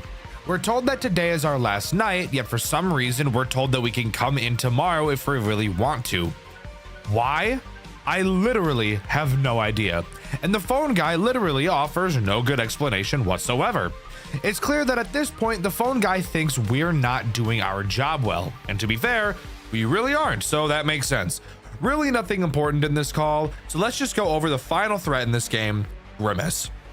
Grimace, surprisingly, does something different than the other characters. He acts sort of like a phantom balloon bitch from Five Nights at Freddy's 3. He will slowly leave his box, and when he does, he'll appear on a camera. If you see him, close the cameras and he'll reset to his box. If you don't do it fast enough, he'll force your cameras to reboot, which will take a while. So like, just close the cameras. Who gives a fuck? Let's just talk about this stupid fucking story and the stupid fucking important detail I've been teasing for the last half hour. During the night 6 phone call, it's revealed that the phone guy checked the cameras of the warehouse and saw Chris breaking the animatronics, specifically Grimace. He tells us that we need to get out, blah, blah, blah. Yeah, we know, no shit, he's pissed, and rightfully so. But hold up. Did you hear what I just said? He checked the cameras and saw us. Doesn't that sound familiar? Oh yeah, it does. Why, you ask? Well, this little tidbit is that super important detail I've been talking about throughout this video. Towards the end of Mac Tonight 1, during the final cutscene, we hear Chris's manager mentioning that the robots are being damaged and that he needs to check the cameras. This would tell me that this exact moment is what he was talking about then. But here's the crazy part. All of that would add up perfectly fine if it wasn't confirmed that the phone guy in the second game wasn't the fucking manager, because he said the manager was already dead. So who the fuck is this guy? And why did the manager say he needed to check the cameras of the warehouse at the end of the first game? This story literally makes no fucking sense whatsoever. There was no thought put into it. I can't piece any of it together because each piece of the fucking puzzle is from a different goddamn box. What the fuck do you expect from me, game? I finally get confident enough to talk about the stories of the games I play in my videos, and then I'm hit with this fucking bullshit. I've spent hours upon hours trying to figure this shit out to find out it's been completely fucking broken from the start. The gears in my brain are turning so fast, I think the whole engine altogether is gonna fucking explode. Thank God I got that out of my system. But that's all Five Nights with Mac Tonight's has to offer. Yes, by the way, before you say anything, I know that there is a third game, but fuck you. It's confirmed to not be canon, so I don't give a fuck about it. This series was an experience I would be okay with never going through again. It wasn't nearly as soul-sucking as Jolly, however, it was definitely enough to cut several years off my lifespan. From horrific gameplay to the worst story I've ever seen in my life, Mac Tonight's truly doesn't have it all. Have you ever played a game that was so good you wanted to play it again? Have you ever found a game dev whose games were so finely crafted you wanted to play every one they've ever made? Now, here's a crazy question. Have you ever played a game that was so utterly disappointing, bad, and a waste of time that you'd honestly, and I do mean honestly, would rather play Garten of Banban? Well, I have. I just did, actually, and I need to talk about it. I literally cannot help myself, and I bet you know the game I'm talking about, and maybe you even like it. This video is being made to explain why you shouldn't. The game I'll be talking about today is Five Nights at Candy's 2. You might be asking, why are you covering the second game in a series when you haven't even made a video about the first one? Well, I'll be honest with you, the first one is criminally mediocre at best, but if you guys want, I'll cover that one too. I just remembered this second game and remembered how unmemorable it was. So let's dive right into the most boring and mind-numbing Five Nights at Freddy's game ever made. Five Nights at Candy's 2 begins with us getting a text message from someone. That someone is not named, but we're told that we lost a bet, and because of that, we'll have to spend 5 nights in an abandoned factory again. Note that this person says, again, which would lead one to believe that we've had to spend 5 nights here before. And let me tell you, when there are killer animatronics somewhere, you survive 5 nights there, and then agree to a bet where the loser has to go there again, I guarantee you're not taking that bet and you're not going there again. So I have a theory about our player. They're brain dead. That has to be it, because no one else on Earth would be that stupid. Anyways, then we get slingshotted into the first night, and that means I'm plagued with the burden of telling you about the worst part of this game, playing the game. Instead of being in an office, we're in the middle of a hallway. Why? Because we're the king of making bad decisions. There are several rooms with only one entrance, but we instead choose to sit in the one room in the building that has about 6 fucking entrances, so our chances of living are as small as possible. It's also a good idea to mention that this hallway we're in is darker than the abyss, so seeing is impossible, but don't worry. We came prepared with the worst possible form of light that we could possibly think of. An old-ass camera that has a flash. Again, remember, we've been here before, for 5 nights, and we came back with a terrible form of lighting even knowing how fucking dark it is. Brain dead. I will continue to emphasize this. Brain dead. Do we have a camera system? I hear you asking. Of course we do. Is it good? I hear you asking. Not even a little bit. Looking at the camera, you'll see a bunch of phone symbols. For some reason, almost every room in this building has a phone in it. Now remember that this building is supposed to be a factory. Why would there be a phone in every room in a factory? Have you ever worked in a factory? Let me tell you, factories are some of the loudest buildings on Earth. I would say it'd probably be quieter to work at a nuclear testing ground than it would be to work in a factory. On top of that, because of how loud factories are, most will have you wearing earplugs, so I guarantee you that nobody who's working in this factory would ever in a billion years be able to hear any of these phones ringing. But let's stop being literal and talk about why they're here. Similar to Five Nights at Freddy's 2, there are no doors. So how do you keep the animatronics from fingering your butthole? Well, we use the phones to lure them around the building, just like the Balloon Boy laugh from Five Nights at Freddy's 3. The key difference between this system and the system from FNAF 3 is, where the laughing system from FNAF 3 is good, the phone system from Five Nights at Candy's 2 fucking isn't. Let me explain. So in FNAF 3, you can use the Balloon Boy laugh in whatever room you want, and Springtrap will move to that room as long as he's in a room that is adjacent to it. Makes sense. In Five Nights at Candy's 2, you can use the phone in whatever room you want, but animatronics will only move to it if they're in the main hall where you are, and the reason given is, the only room that they can hear the phone in is the main hall. Please, tell me how that makes any sense at all. Even if an animatronic is directly next to the room you use the phone in, they can't fucking hear it.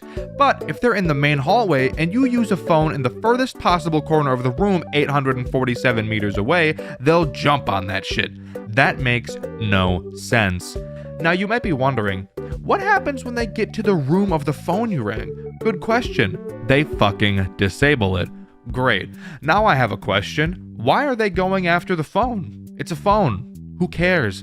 In Five Nights at Freddy's 3, the reason Springtrap went after the Balloon Boy call was because it sounded like a child, and Springtrap had pedophobia, unlike Dr. Disrespect. But this is just a phone. What reason do the animatronics have to attack this phone?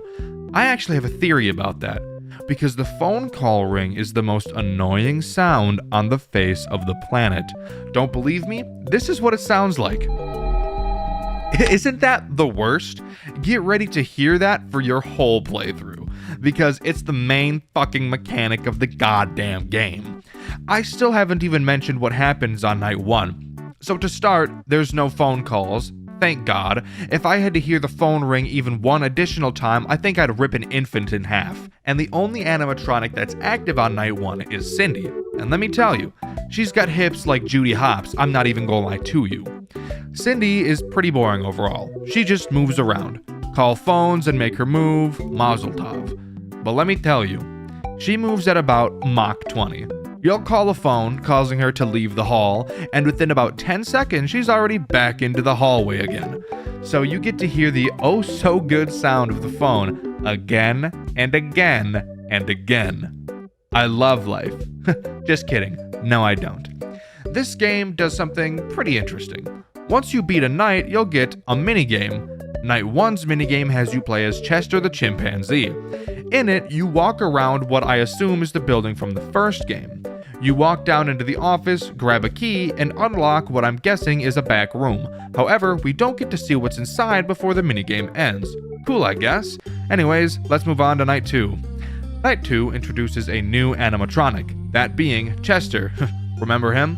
You should. I just talked about him quite literally about 15 seconds ago, so I hope you would. Chester has a mechanic more unique than Cindy's, so that's good at least. Chester will start going quite literally apeshit on one of the vents in a random room. Can you guess how to deal with him? Can you?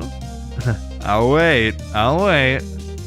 Ding ding ding! We have a winner! You fucking use the fucking phones to fucking scare the fucker away. God, fuck, I can't stand the phones. I'm gonna shart and then I'm gonna piss on it. Fuck, I'm sorry, I need to relax.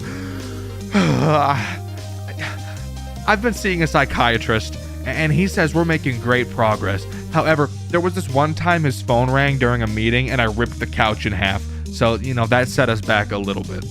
Anyways, once you use the phone, Chester will run away like a bitch. If you don't use the phone fast enough, he'll climb through the vents and kill you. Very easy mechanic overall, but when mixed with the fact that when a phone is being called, you can't call another one, that's when it starts to get hard. Because you'll send Cindy to another room, and then directly after, Chester will start pounding on a vent in another room. Fuck me. Now I have to wait 30 seconds to use a phone again, and in that time, Chester has already tied me up, looking at me up and down and shit. But once we get through night 2, we can move on to the post-night 2 minigame. In this minigame, we play as the Penguin. I looked up his name, and his name is just the Penguin. Very creative, guys, great work. In this minigame, we're tasked with picking up the remains of Chester and stuffing them into a box. Let's imagine that all of these animatronics are friends for a second, okay? That's super fucked up. Yeah, go pick up your best friend that's been ripped into fucking pieces and just throw him in a box. No funeral, no burial, just toss him in there. I feel bad for the Penguin. First he's got no name, and now he's on crime scene cleanup. Trying our best not to think about it, we move on to night 3. Night 3 introduces 2 new animatronics, Candy and the Penguin. Candy is boring as fuck, literally just doing the exact same thing that Cindy does, which makes you wonder, what was even the point? The Penguin, however, does do something pretty interesting. The Penguin can randomly appear on any camera. If you look at him for too long, he will disable your cameras for a while, making you unable to look at them, retroactively making it impossible to call the phones, which is arguably a good thing, because I'd rather put a gun in my mouth than listen to the phone ring again. Now, I'm gonna pause real quick and ask you guys, does this mechanic sound a little familiar to you?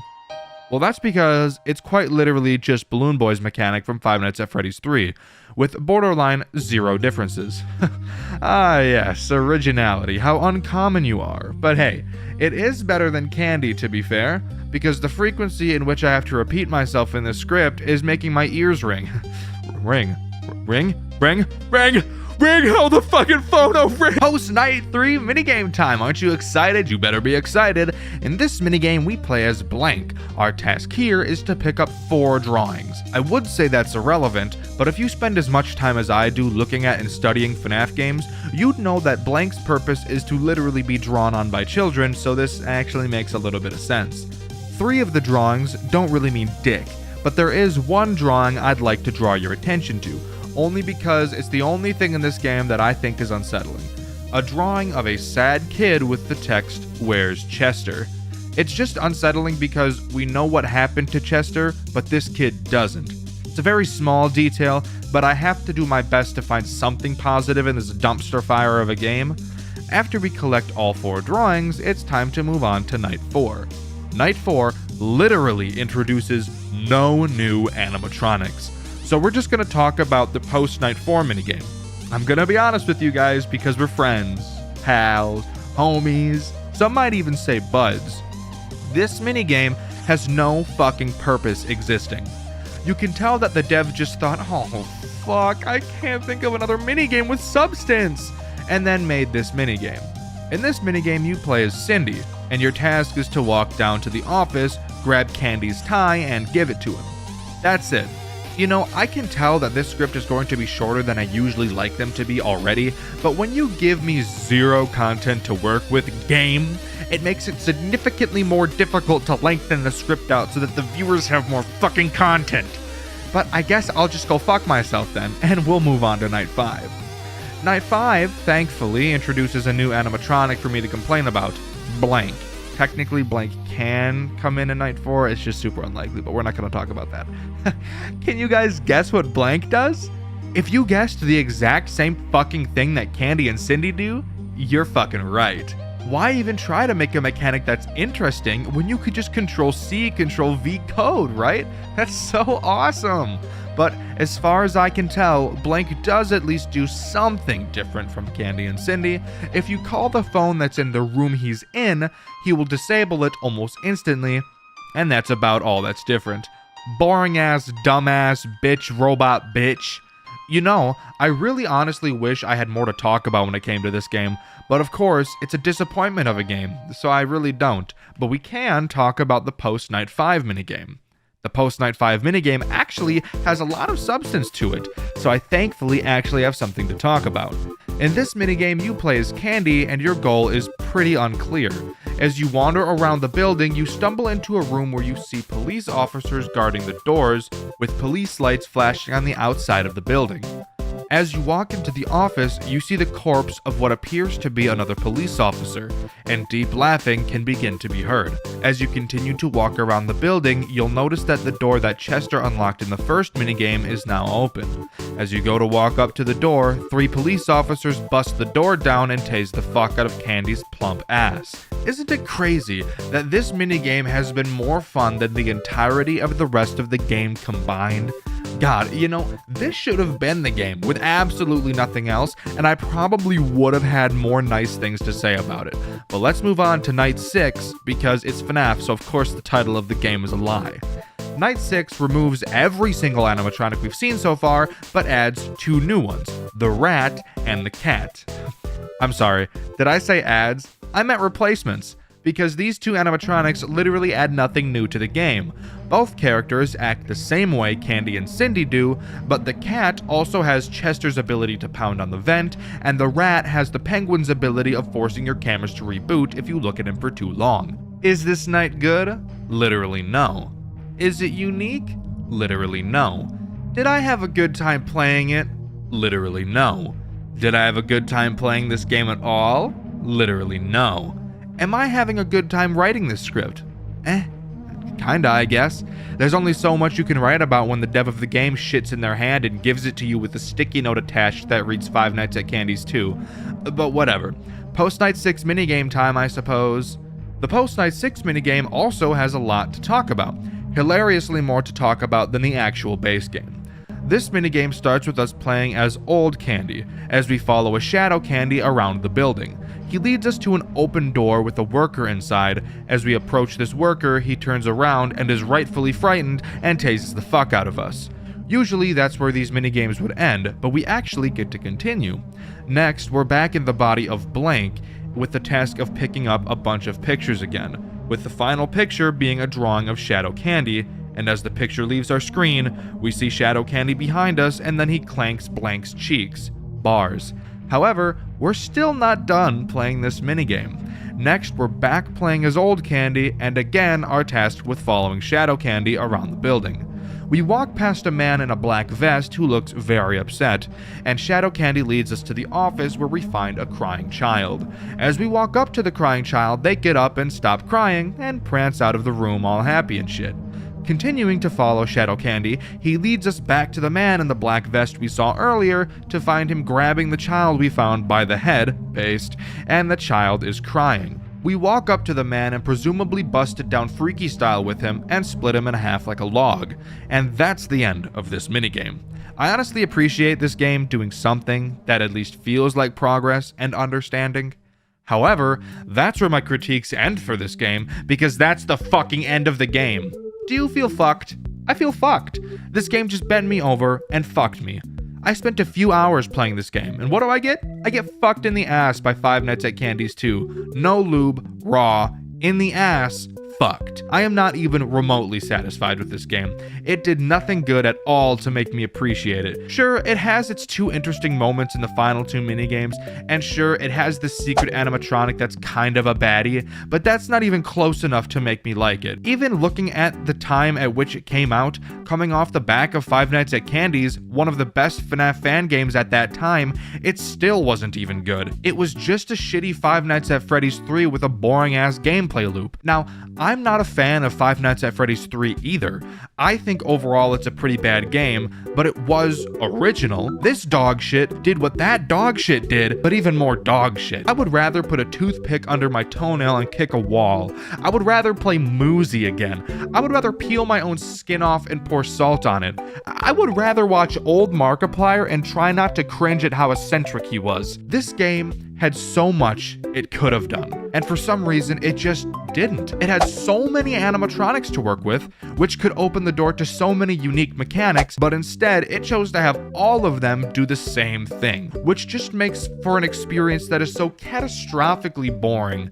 The gameplay felt useless, the minigames felt useless, and the fucking phone call makes me want to strangle a baby deer. but let me know what you think. Do you think this game is actually a masterpiece, or have you realized that you were blinded by nostalgia? I'm super interested to see what you guys have to think. In the last video, I asked you guys if you thought Five Nights at Freddy's Secret of the Mimic was going to be good or not, and my favorite comment was this one by Ryko Janes. They said that they thought the game was going to be dog shit, and sadly, I agree with that. I have no trust in Steelwool after seeing what they did with Security Breach. Those games were franchise ruining, and there's literally no arguing that. I don't have high hopes, but in the back of my mind, I do hope they prove me wrong. The question of this video is, do you think Five Nights at Candy's 4 will come out? And if it does, do you think it'll be any good, and why? Also, I have a super cool announcement to make. Recently, I've released my first game, Zach's Game. It's a super fun survival horror game about playing a card game against a serial killer. I'll have a link to it in the description below. I think you guys will really enjoy it. It's really fun and definitely worth your time. With the question of the video being asked, I've been Dexter, and I'll see you guys in the next video. See ya!